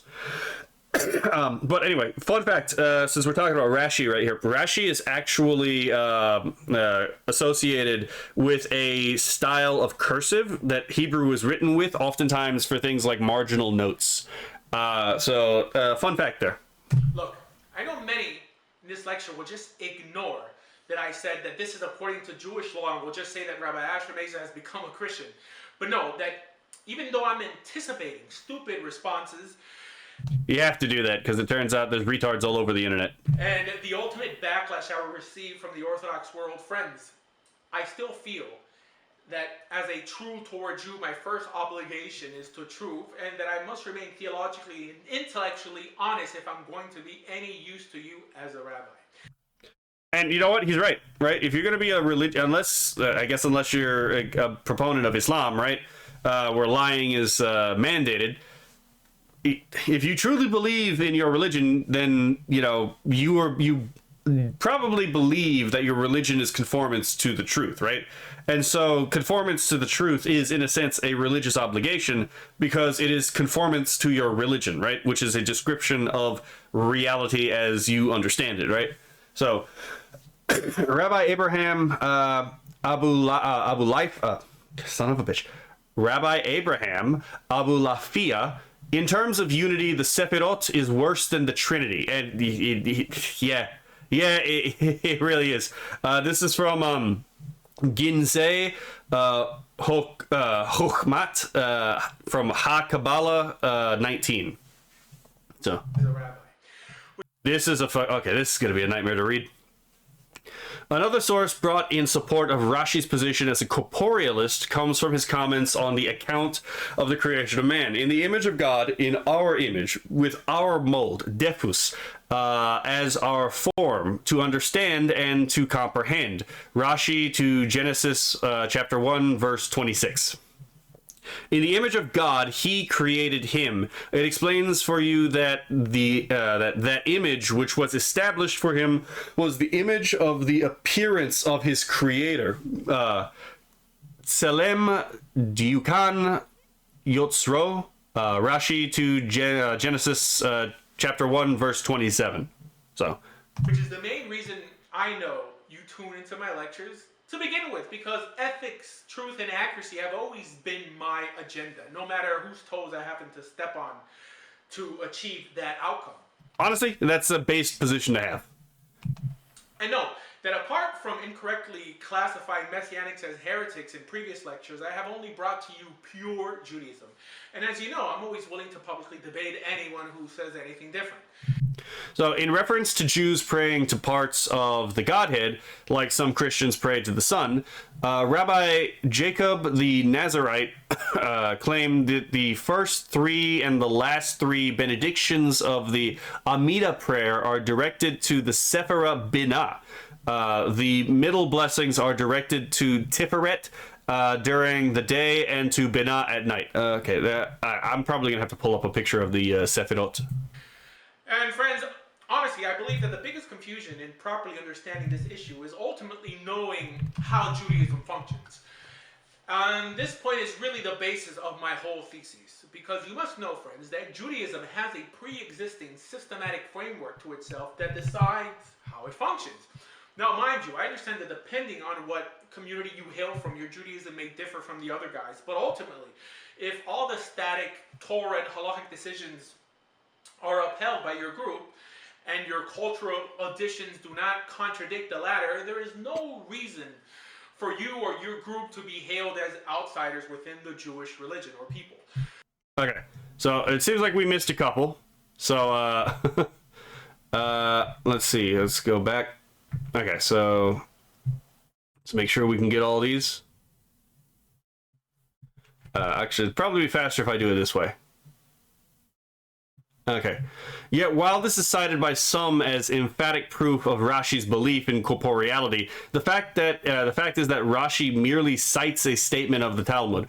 When he reached the cave of Adam ha-Rishon, a voice came out and said, "You have looked at the likeness of my appearance. Demos diukni. Do not look at my appearance, diukni itself." Just Talmud Bava Basra 58a. The Talmud is stating that Adam is in the very appearance of God, and everyone else is modeled after Adam, i.e. in the likeness of the appearance of God. Rashi is merely quoting the Talmud's terminology. Okay. Go further. There are those who, like Rabbi Isaiah,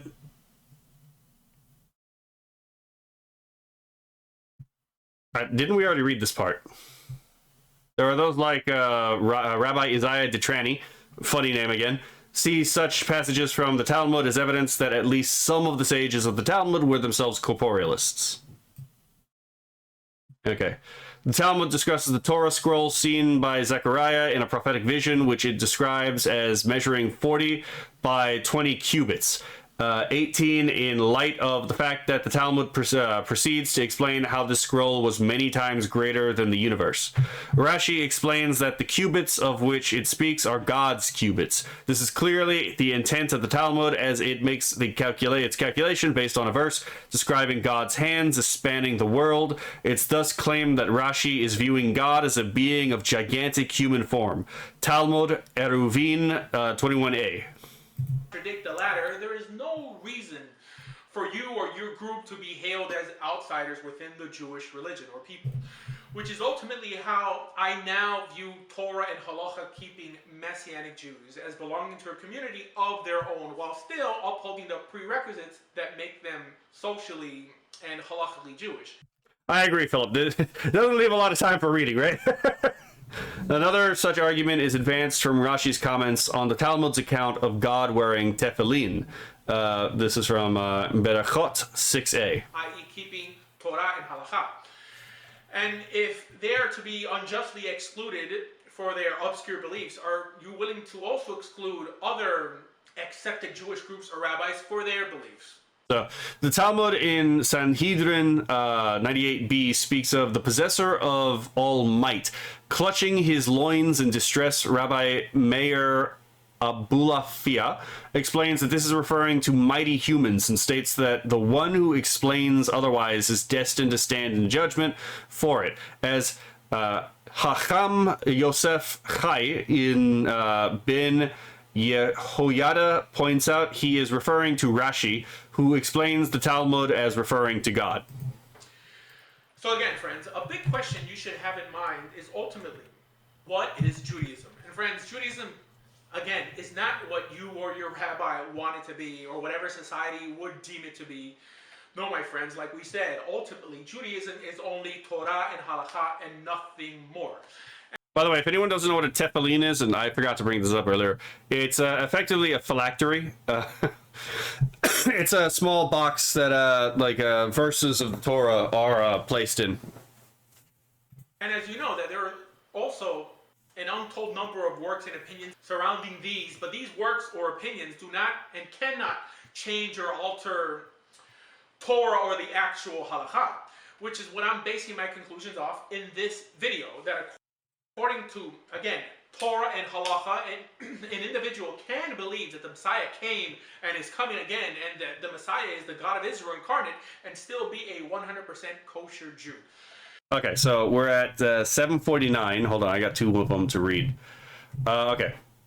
So, you tilted your right hand, Exodus 15:12. When the Holy One tilts his hand, the wicked are destroyed and fall, for everything is given into his hand, and falls when he tilts it. Likewise, it states, and God shall tilt his hand, and the helper will stumble, and the helped will fall.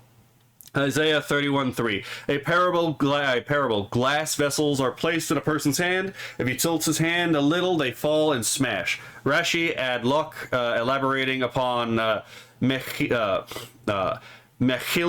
9, for the hand is one of the throne of God. The Holy One's hand is raised to swear by his throne, and that he will have eternal war and hatred against Amalek. Amalek being a tribe of the Phoenicians. Rashi to Exodus 7, verse 16, elaborating upon Midrash Tanchuma ki Tetse 11. Hold on. Kionado says, my brain is making everything into background noise like it would when I'm in church. When it comes to religion, it always has done that. I'm sorry about that.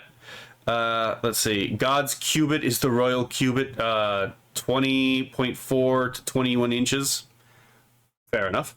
Then again, I'm doing other stuff while listening to this. That's fair. Okay, so let's go forward to find the other one.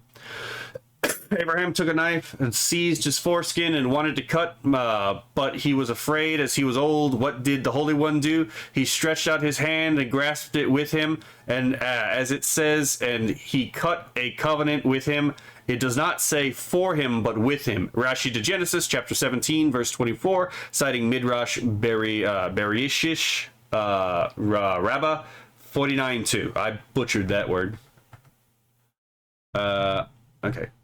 Pretty sure it's here. And again, these are ideas that I deeply philosophically disagree with. But again, this is a disagreement that does not depart from the philosophical and is not literally opposed to Torah and Halakha. Okay. So, from where did Moses merit the rays of glory? Our rabbi. So, by the way, if you ever see the statues of Moses with horns, it's because there's a bit of a... It's kind of a mistranslation and a pun at the same time, right? In certain translations, if I remember correctly, like light and horn can actually be interchangeable, like they're homophones, and so they're basically spelled the same way, right?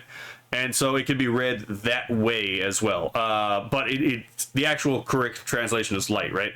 So if ever you see that's actually why. It has to do with a particular way the text can be translated.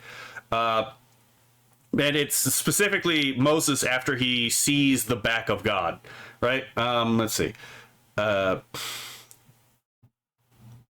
the fuck? Oh yeah, from the cave where the Holy One placed his hand upon his face, as it states, and my hand shall cover you. Rashi to Exodus 34, verse 29, citing Midrash Tanchuma, Exodus 37. Okay, was it? Depart from the philosophical and is not literally opposed to Torah and Halakha. And God descended to see there was no need for this, but it was to teach the judges that they should not convict the defendant until they see and understand the situation. Rashi citing Midrash Tanchuma, Genesis 11:5. Thus, Rashi appears to be of the view that God can move, as Rabbeinu Avraham bin Rambam points out, anything that can move is necessarily corporeal. This is a little bit more of a technical thing because again, Rambam was an Aristotelian. So when he's talking about move, he's talking about motus or change. He's not talking about motion in and of itself, just like from left to right. What he's talking about is the capacity for something to change. Now, friends, the big question is, when did the notion begin that a Jew who believes in such Messianic doctrines loses his Jewishness? And the short answer is the Rambam, both in his Mishnah Torah and according to his 13 principles of faith. This is going to be, oh my God, there's so much granular. Oh my God, this is so granular. So Abraham cut his own foreskin, dude, right? Hey God, can I get a little bit of help here? A pat on the back. Oh man. Right. Most famous example of being Michelangelo's Moses in Rome. Exactly, yes. I couldn't come up with one. My brain is currently just stuck in oh my God, the granularity of this video, right? The Torah prohibits leaving an executed man hanging upon a tree overnight, stating somewhat cryptically that the hanging is a curse of God. Deuteronomy 21:23. By the way, this is actually one of the humiliations that Jesus experiences when he's crucified, is that this is the understanding that is given to crucifixion at the time as well, right? Let's see. The Talmud explains this phrase as follows. Rabbi Meir said, a parable to what is this comparable? To two brothers, twins, who lived in the same city. One was appointed king and the other went off to banditry. The king commanded that he be hanged, but everyone who saw him said, the king is hanged. The king therefore commanded that he be taken down. Talmud Sanhedrin 46b. This passage has obvious anthropomorphic implications, and several authorities take pains to establish that it should not be read in this way. Rashi explains simply that man is likewise made in the form diukno of his creator.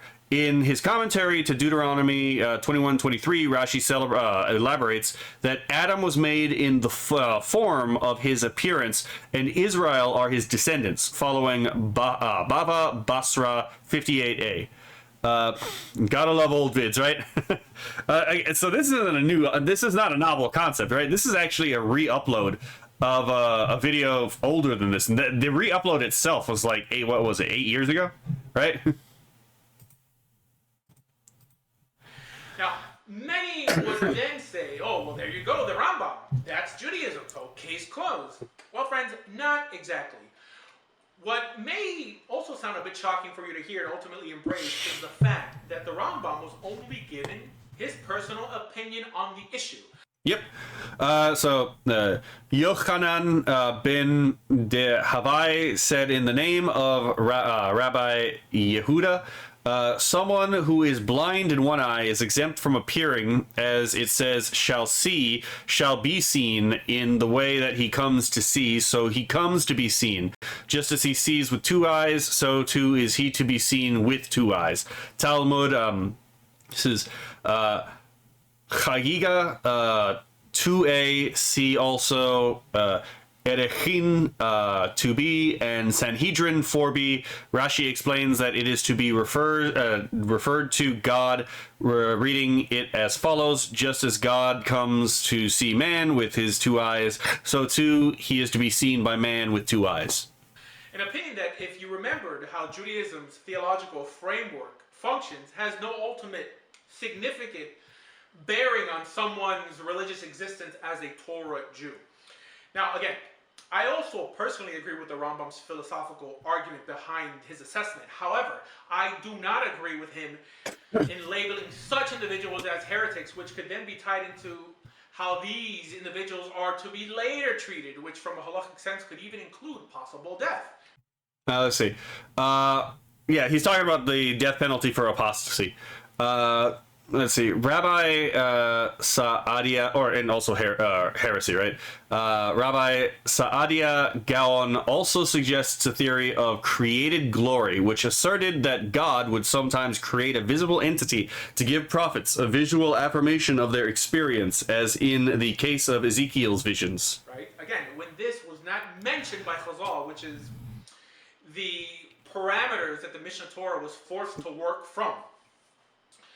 And friends, please know that these aren't just the words of Rabbi Asher Meza, but rather this was also an area that many rabbis attacked the Rambam on for his attempt to close the book on the issue not ruled upon, again, by the court. Not to mention that there existed many rabbis at his time and before and even after that believed that God himself had a body. So Rabbi Yehuda Halevi. Oh, holy shit! I have one of his books, by the way. Yehuda Halevi. Yeah, I actually have his book on the Kuzari. I have a physical copy of it.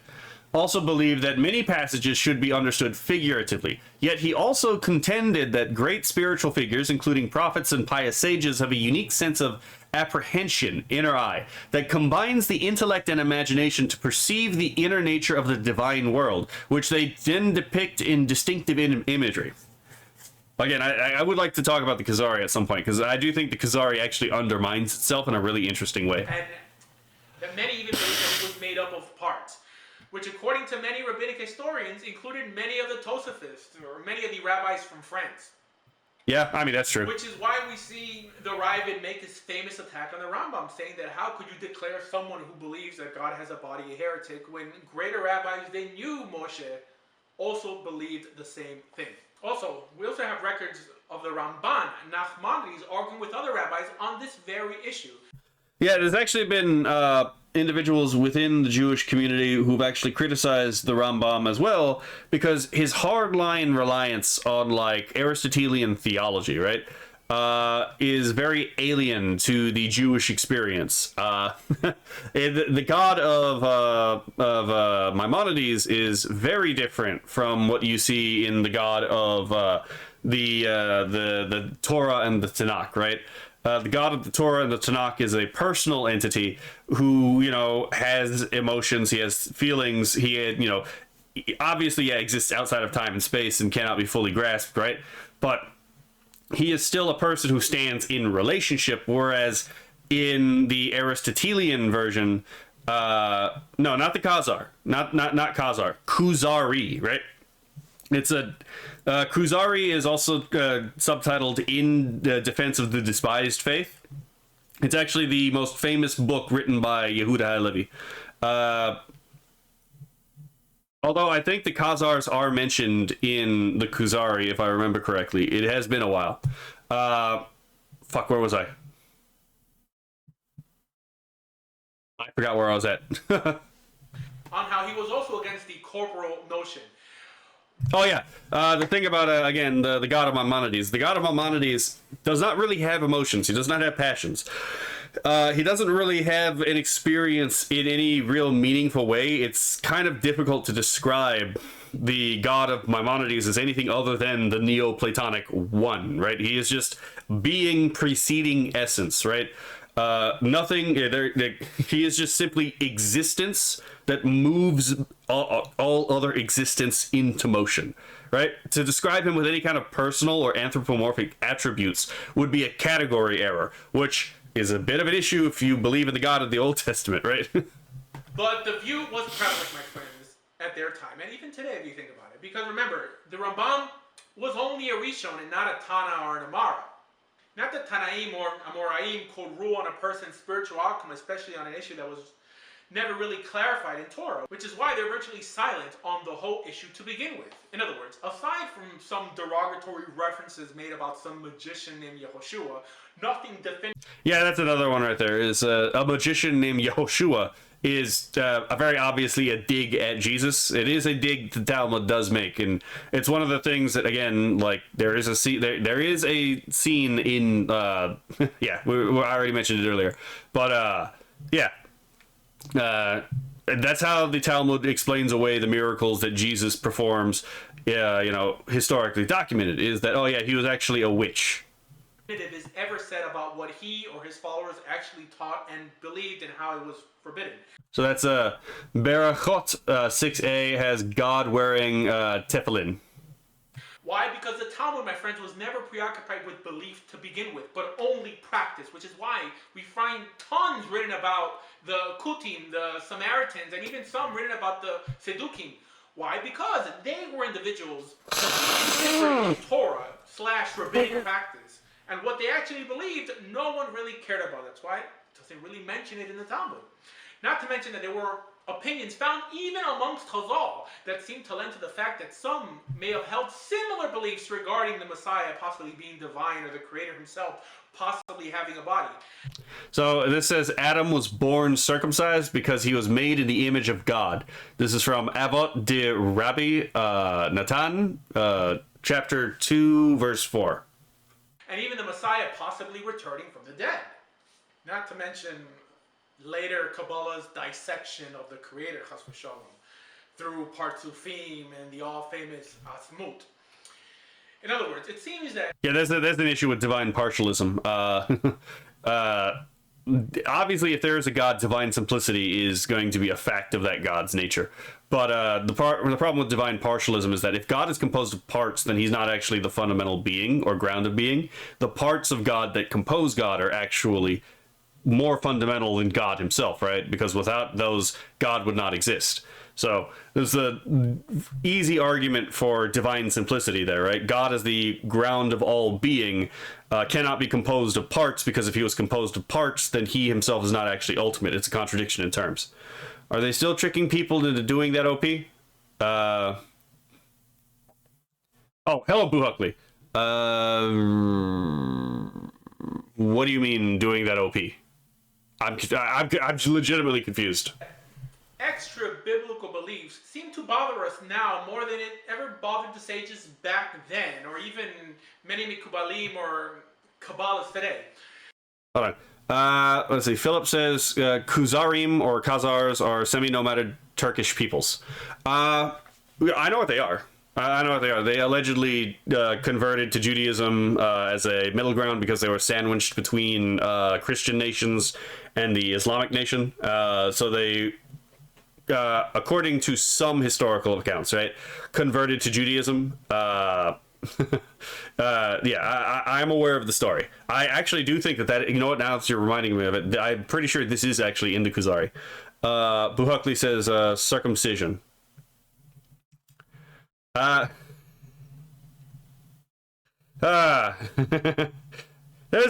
I have a story about that, but I don't know if I'm gonna tell. Oh, I'll just tell anyway. Wasn't a Jewish doctor, so there wasn't a Jewish doctor, but apparently, when I was after I was born, the doctors really tried to push circumcision on my on my parents, and they said absolutely fucking not, and I was like, absolutely based, right? Absolutely based. If they try to push circumcision on you, it's absolutely not, right? no baby mutilation here, right? I have a copy of that dictionary. Fair enough. But yeah, there's just because there is more than just obviously Jews who do circumcision. Muslims also circumcise. People seem to forget this part. A large part of the Christian world also circumcises. Hell, even in Dante's fucking time, in the time of Dante Alighieri, right? They practice circumcision. In fact, actually, in the Divine Comedy, it is said that in the Divine Comedy, it relates that those babies who weren't circumcised and baptized, go to limbo, right? It's like, well, if you actually read the Bible, it says if you are in the practice of baptism, you don't need to do circumcision, because baptism is the circumcision of the heart. But it didn't stop people from still circumcising their babies for some reason in medieval Christian Europe. I don't fucking know why. But yeah, there you go. That and modern circumcision and old circumcision actually aren't nearly the same. Like, the modern practice of removing the entire foreskin is actually a relatively modern concept that was devised because, and I'm not joking here, Jews would uncircumcise themselves in the Hellenic Roman Empire to fit in with non-Jews. To not be obviously Jews in bathhouses, because, bathhouses, you're naked, right? And Josephus actually tells us exactly how they do this, where they'd tie a stone to their foreskin and they'd gradually stretch it out. And I was like, that seems like a lot of fucking work to do, right? So, yeah, in order for that to work, you actually have to still have foreskin, right? So, a little bit of a detour into the wonderful history of, infant, mutilation, I guess, right? Is at least they still had a bit of the tip for, back in the day, instead of nowadays where a lot of people just like cut the whole goddamn thing off. Oh shit, I already paused this. I might as well read this. The reason we are prohibited from making an image of man is because man is created in the image of God. Thus, one would be making an image of God. Rosh Hashanah 24b and Avodah Zara 43b. Hold on. Buckley says it's obviously an enslaving, abusive evil. Any parent who passed that down are to be disowned and forgotten. Yeah, I mean, even from a religious standpoint, among like Christians, it's not needed anymore, obviously, right? On the one hand, it's like I can see the argument from it if you're like legitimately, if you're Jewish, like, because again, it's commanded by God, and that's kind of like your highest loyalty and fidelity. But at the same time, it's like, I don't really think that there is a good argument for Judaism in the first place. So it's like I'm not exactly all that sympathetic to the argument. Let's see. Play Astronomical says, because people do not read, the percentage of Christians that have read the book cover to cover, even in modern day, where most are expected to be literate, is likely not impressive. Yeah, I mean, that's fair. Rip frenulum. Yeah, fair enough. It could be worse, Crimson Rain. It could be worse. Electric circumcision is what started the whole John Money fiasco, right? Because that went awry and castrated well, not castrated, emasculated, but emasculated a relative, a not newborn. It's not a neonate either. Anyway, a baby. And that's where he began his gender experiments, right? On that. So he's like, yes. Well, you've been emasculated, so let's see if we can turn you into a woman. It did not work. It did not work at all, and that story is filled with horrors beyond. Holy shit. Play Astronomical says, even for people who have, it's not uncommon to constantly see things you swear you've never noticed on a reread. I mean, to be fair, in a Protestant Bible, there's 32,000 verses and 66 chapters, right? Most people aren't going to memorize 32,000 verses and their correlations with each other. And that's if you're not Catholic. If you're Catholic, you got 7 extra books and a couple extra chapters. Right? Like, same thing with the Orthodox, right? It's like, the Protestants have the easiest time. They have the least amount of text to remember. And still, they just have, they have 32,000 verses. When I say extra biblical beliefs, I mean that it is scripture and predominantly Torah that lays down belief, and even the source of all we practice before it is socially translated by the court. You know what? This is actually the same argument we make against the Christian world. Now, the argument resonates a little better with their source text, being that they claim to believe in sola scriptura. When we constantly... So, I mean, obviously, this guy may be an expert in Jewish theology, but he's not exactly an expert in Christian, theology. So he talks sola scriptura as like a Christian belief. It's like, nah, that's a very specifically Protestant belief, and it ironically is a tradition itself, like an oral Torah type thing. But that's not actually, that's a very specifically Protestant thing. Specifically Lutheran and Calvinist, right? I guess Methodist as well. But like, that's not the case with the Anglican or the Catholic, right? Because like, or the Orthodox, whether it be like Eastern Orthodox or Oriental Orthodox, because they're all predicated under the idea of an oral Torah as well. So it's like you have the written scriptures, and then you have the oral traditions that also are binding on you as well. Tell them, how can a good God punish the Jewish people for not believing in a Messiah not clearly referenced to in Scripture, while they then begin to judge us by the words of their New Testament that does not and cannot change or override the words or the lack of words found in Torah about that issue? Do you understand that if it is wrong for them to theologically judge us from a non-authoritative perspective or from non-authoritative text, how is it right for us to do so? And that's a fair point that he makes. And I think that, like, again, this is why it's like whenever you criticize someone or like you're bringing like a question from someone, if they're a different religion, you should probably do so from an authoritative text, because again, the authoritative text is exactly that. It's authoritative, right? But that would also require that we have a understanding of that text per se, right? Like how it's meant to be read, how it's like written, how it's written, what its contents are, right? This is why it's like, it's easy to criticize Islam because you can literally just pull from the Quran. There's like 11 verses in the Quran where the Quran is basically Popeye. I means what it says and it says what I mean, right? But like if you read the Bible and you come across like Acts where the apostles meet the eunuch, right? And was it hold on, no, it wasn't the eunuch, it was the Ethiopian, my bad. It's somewhat, okay, yeah, I'm thinking of I'm conflating two different stories where the Acts of the apostles and they meet the Ethiopian, right? And they see the Ethiopian is trying to read some of the scriptures. I don't remember if it was Isaiah, I think it was Daniel, but I could be wrong on that part. And they ask him, do you understand what it is you read? And the Ethiopian says, how can I unless there is someone to teach me? And the apostles do not correct him.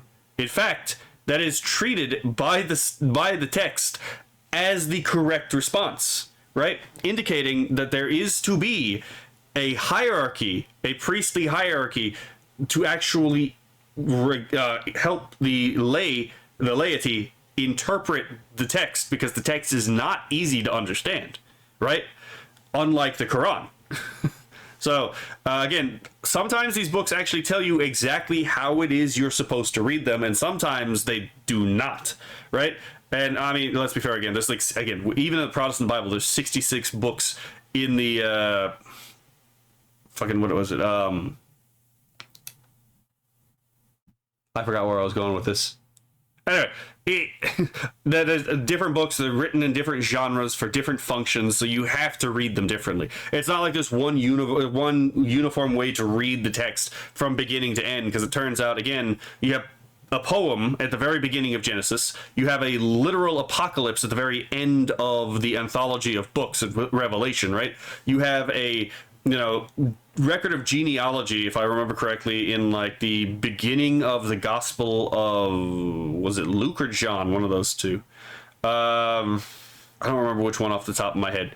I haven't switched gears in my brain to pull some of this information out effectively, but if you're gonna criticize Mormonism, you kind of have to understand how these texts are actually treated within the religion, right? And it's the same thing if you're going to do that with Islam, if you're going to do that with any Christian denomination, you're going to do that with Judaism, if you're going to do that with Scientology, right? You actually have to understand how these, like, what the authoritative structure of these religions actually are. A whole collection of Psalms. Yep, you have a whole book of Proverbs, right? You're not going to read Proverbs the same way that you're going to read the historical accounts in, for example, the Chronicles, right? Now, our job is a little more difficult because we also believe in an oral or rabbinic law that ended with the Sanhedrin, which, like I said, is mute on this issue. Okay, so because Adam was created in the image of God and thus looks like him, Rabbi Hosea said, when the Holy One, blessed be he, created Adam, by the way, that he should be capitalized, the ministering angels mistook him for God and wished to exclaim holy before him. This is Bereshit Rabbah 8:10. I know Bereshit, by the way, is refers to the beginning, right? Genesis. Because again, friends, anything that can be thought up in terms of belief that does not literally contradict a mitzvah or even a hashkafa found in Torah is, in a religious Jewish sense, I'm sorry to say, fair game to believe in, no matter how foolish it may seem. Because, friends, it has always been only Torah that unites us, and that's all. So let's stop fighting with our Messianic brothers and move forward together. Because again, personal opinions or the opinions of later rabbis cannot be used to divide the Jewish world further in a definitive sense. For example, I give a lot of lectures explaining how philosophically many ideas espoused by many today may not be philosophically consistent with other more important Jewish ideas, but I try not to label someone not Jewish or not in the covenant unless that person is literally breaking and teaching others to break a mitzvah or a halakha. And I've given this courtesy for almost everyone in the Jewish world except Messianics. And for all those listening, please consider this lecture a form of penance for what I may have said in the past. So God has a form, although it is beyond our power of comprehension. This goes from Josephus contra Apionem 2:23. That being said, I believe the greatest problem facing us in the religious Jewish world is the ultimate failure of separating fact from opinion, which his eyes look tired a little bit, yeah. His eyes look like mine, for real, for real. ultimately has us over on being Baal Tosef, right? Of adding to the commandments of the Torah, both written and oral, which is what happens when you have Messianics or Kabbalists, or anyone for that fact, before teaching their doctrines and ideas, beginning their talks with Judaism teaches, right? Instead of saying, we think, or it is our opinion. Giving Yeah, that's another thing to, again, precision is probably a good thing to do when you're talking about, like, belief systems. Like, the ability to delineate what your own personal opinion is versus, like, what the actual teachings of a religion are, you know, very important, especially if it's your own religion, if you have a religion, right? the listener the opportunity to know that this is not necessarily the will of God being spoken, but instead only an interpretation of Torah and or Halakha. the only true building blocks of Judaism. So again, friends, you must first understand the systematic theological framework I'm using to make these claims, because I know that many are just going to start posting post-Talmudic sources showing me on how some rabbis called Christianity idolatrous. And friends, I'm familiar, but this does not in any way set a new Halakhic or Hashkafic paradigm.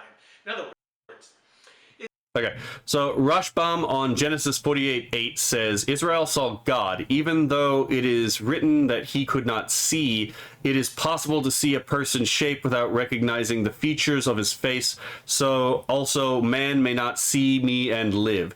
Rashbam is saying, what Rashbam is saying is that while one cannot see God clearly, one can see him in the same that a partially blind man can see non-detailed images. Martin Lokshin. Brother, please put this through a grammar check. it's just their opinion, an opinion I happen to agree with, but ultimately not definitive Judaism. Now, I could give the reasons why I think early rabbis did not necessarily consider what Messianics believed to be a form of idolatry, or why did they fail to mention this altogether. But this would also just be my opinion. But I think that if anyone could just think of what's contained in Scripture, they would also find that there's enough contained there to confuse a less educated mind to stray from what is considered normative, in at least a Hashkafic sense. Now, Halakha... Now, I mean, I did already show you the example of, like, again, Rebbe Ludovicher, right? You know, the Schneerson. So it's not like, again, Messianic Judaism is the only time where it's like the Corporealists... that just sounds like a modern version of the Corporealists that we were talking about earlier, right? So it's like, again, the idea that God became man is not alien to Judaism. In fact, you know, it's something that, again, happened again rather recently in history with the Schneerson cult. The many ways that it can be understood is a little less fluid than the sea of words we find across Tanakh that can lead to strange ideas. Now, we know that this wasn't an area that the Rambam himself was lenient on, regarding both Torah and Halakha keeping Jews. Oh yeah, no, it really was not. So Moses Maimonides had rather stringent requirements that, again, he was called out on during his own time because he was just objectively wrong on some of this stuff. But, you know, ultimately speaking, a lot of his ideas ended up winning out for quite a while.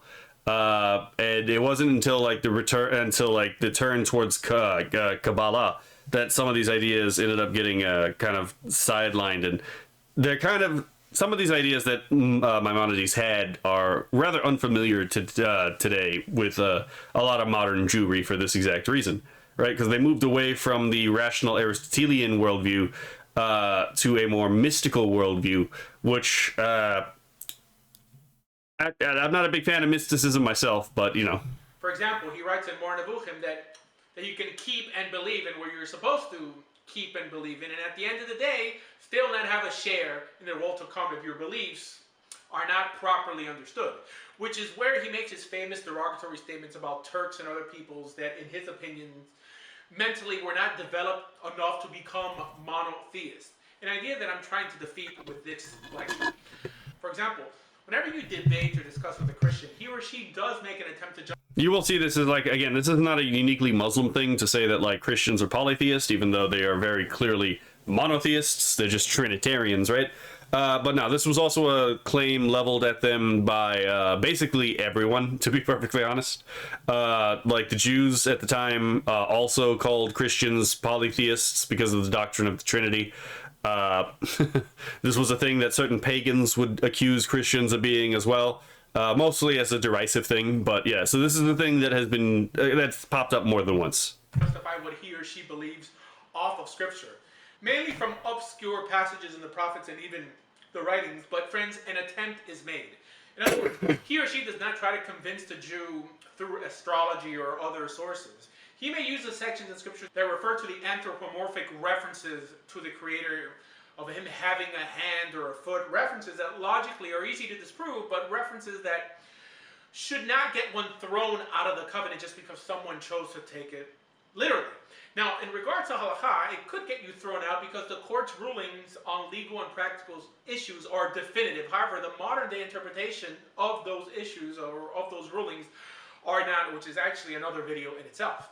And again, friends, all I'm saying here is only regarding Christians or Messianics who adhere to halakha, i.e. the Sanhedrin's legal rulings, and those who believe Judaism is not just traditional Christianity with a kippah. Okay, so Rashbam on Leviticus 16:2. For I appear in the cloud upon the ark cover. Rashbam writes that this is to be understood literally, for at all times I may be beheld in the midst of the cloud upon the ark cover.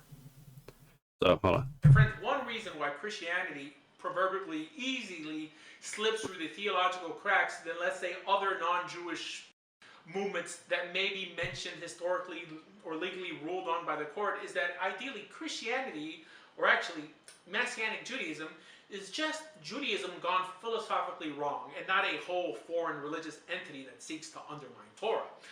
Now, ultimately undermine it may if we fail to eliminate it via logic and discussion, just like I feel with many other neo-Judaic mystical movements, but far, far from ever being considered a biblical or halakhic form of idolatry.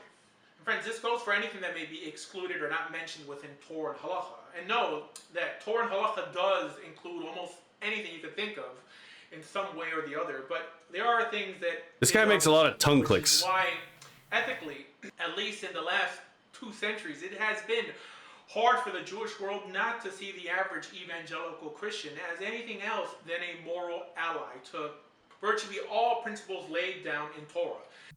Okay, so Rabbi Abraham, oh, God damn it. Rabbi Abraham Ibn Daud reports that masses of Jews in his name believed God to be a material being. Emunot Vedeot too. This so yeah, again, this idea of the corporeality of God is a thing that pops up from time to time. It turns out the Mormons didn't invent it, and neither did the Muslims, right? Now I know that this could not be said with Christian Jewish persecution before, like that of the pogroms of the Catholics, the Orthodox Church, and even early Protestants. And this video is not in any way condoning their theological differences, which clearly does not include rabbinic interpretation of Scripture and the keeping of halakha, and which is idolatrous for us. Rather, again, I'm only discussing the Torah Messianic Jew who keeps all the prerequisites, but just harbors belief or teaches the corporeality of the God of Israel and splits his unity into segments. So, Rabbi Yediah Bershi wrote that in previous generations, the belief that God had a body was spread throughout virtually all of Israel. She'elut Teshuvot HaRashba number 418. Friends, I think that by continuing to push this anti-Messianic agenda, especially now that Messianics know the truth, this only makes us look cruel and ultimately hateful, not just to them, but to anyone from the outside looking in. I mean, because it kind of is, right? There's no reason to do this other than to... Because again, like, the definition that was given earlier is very clearly ad hoc, right? It's very clearly made specifically to exclude a particular group, even if they share all other elements of a shared essence, religiously speaking, right? So yes, it is very clearly an ad hoc definition, and the definition that was given here has a much more sound definition that is actually, I don't know, that actually corresponds to what people actually see in the real world when they interact with real people, right? They're like, yes, this is what we refer to when we refer to Judaism, right? Is Torah plus Halakha. But and so like excluding Messianics just because it's like, they also have the Greek New Testament. Well, it's like that doesn't make any sense, right? If you're just excluding them because of Jesus, then why don't you exclude the Lubavitcherists for basically doing the same thing but with Rebbe Schneerson, right? Especially that now, I've even heard rabbis beginning to use the same terminology the Christians have used against us for thousands of years. Words like, if a Jew believes in the Messianic doctrine, they will be condemned for eternity.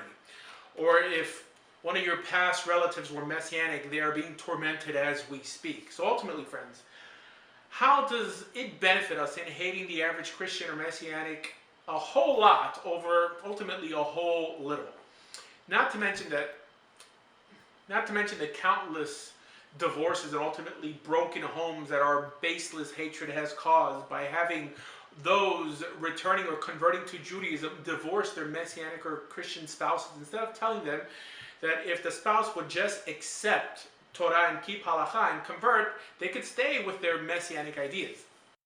Yeah, this could be a whole video on its own, right? Again, like how, especially in, it's not all of Judaism, obviously, but there are in certain branches of Judaism, there are definitely a lot of cultic elements, including the whole thing where it's like, oh yeah, you left the religion, so instead of taking this like an adult, we're going to actually stage a mock funeral and cut off all contact with you, right? And if that means that you have kids, we're going to keep your kids from you. It's like, yeah. Especially in like the Hasidic and Haredi groups, there are groups like that in there. So yeah, the divorces, the mock funerals, all this bullshittery for like converting to Messianic Judaism, that's kind of fucking ridiculous, but you know, it is a thing that happens. Because oh shit, I could have been reading this. Because the majority of Jews in his time believed in a corporeal God, Rabbi Meir ben Shimon stated that the verses in the Torah and the prophets cannot mislead one and thereby turn him into a heretic.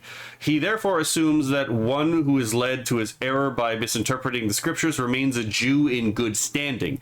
Between Torah and wisdom, 125-6. No one nowadays would ever convert a spouse who held Messianic beliefs, even if it was to keep a family together. When, again, there is no halakha telling them not to. But you know what? I certainly would. Or you have individuals who solely solidify their Jewishness only on the fact that they're not Christian or Messianic. Again, remember Useful Charts' definition? Not a Christian is foundational to the definition of being a Jew. It's like interesting that we come here, right? So Ibn Ezra states in Exodus 33:21 refers to scholars who understood literally the Talmudic statement in Berachot 7a that God showed Moses his tefillin.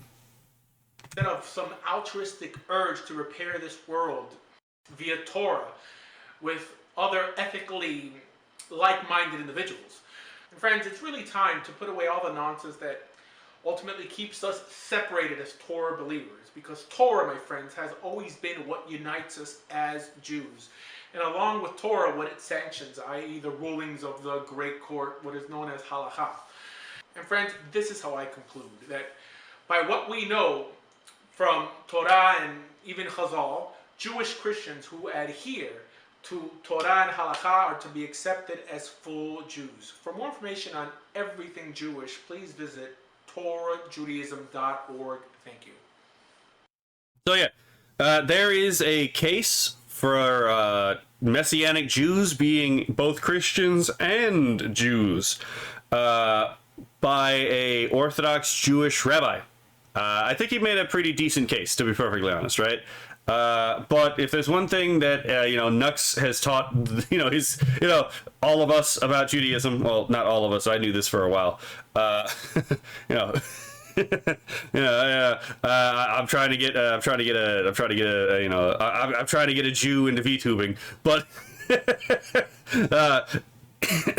a Christian Jew, by the way, right? But what was I saying? Oh yeah, is that Jews love to argue. And to be fair, I love to argue too, but it's fun. But yeah, so it's like, is this enough to convince everyone? Probably not.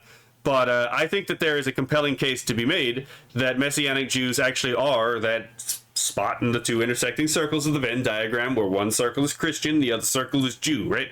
I was like, they exists in both. Doesn't mean that they're right? I don't, again, think that there's a good argument for the case of Messianic Judaism, just because I don't believe, also because I don't believe that there's a good argument in the case of,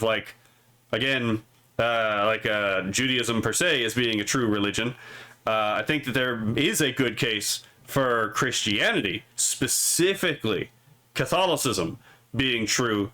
But that's a story for another time, right? Because I'm of the opinion that there's only really two self-coherent worldviews out there right now. And if God exists, almost certainly the Catholics are right. But if God does not exist, then Ayn Rand is pretty much spot on in everything. That's my little marathon reaction to, again, that particular topic. I'll see y'all in the next video.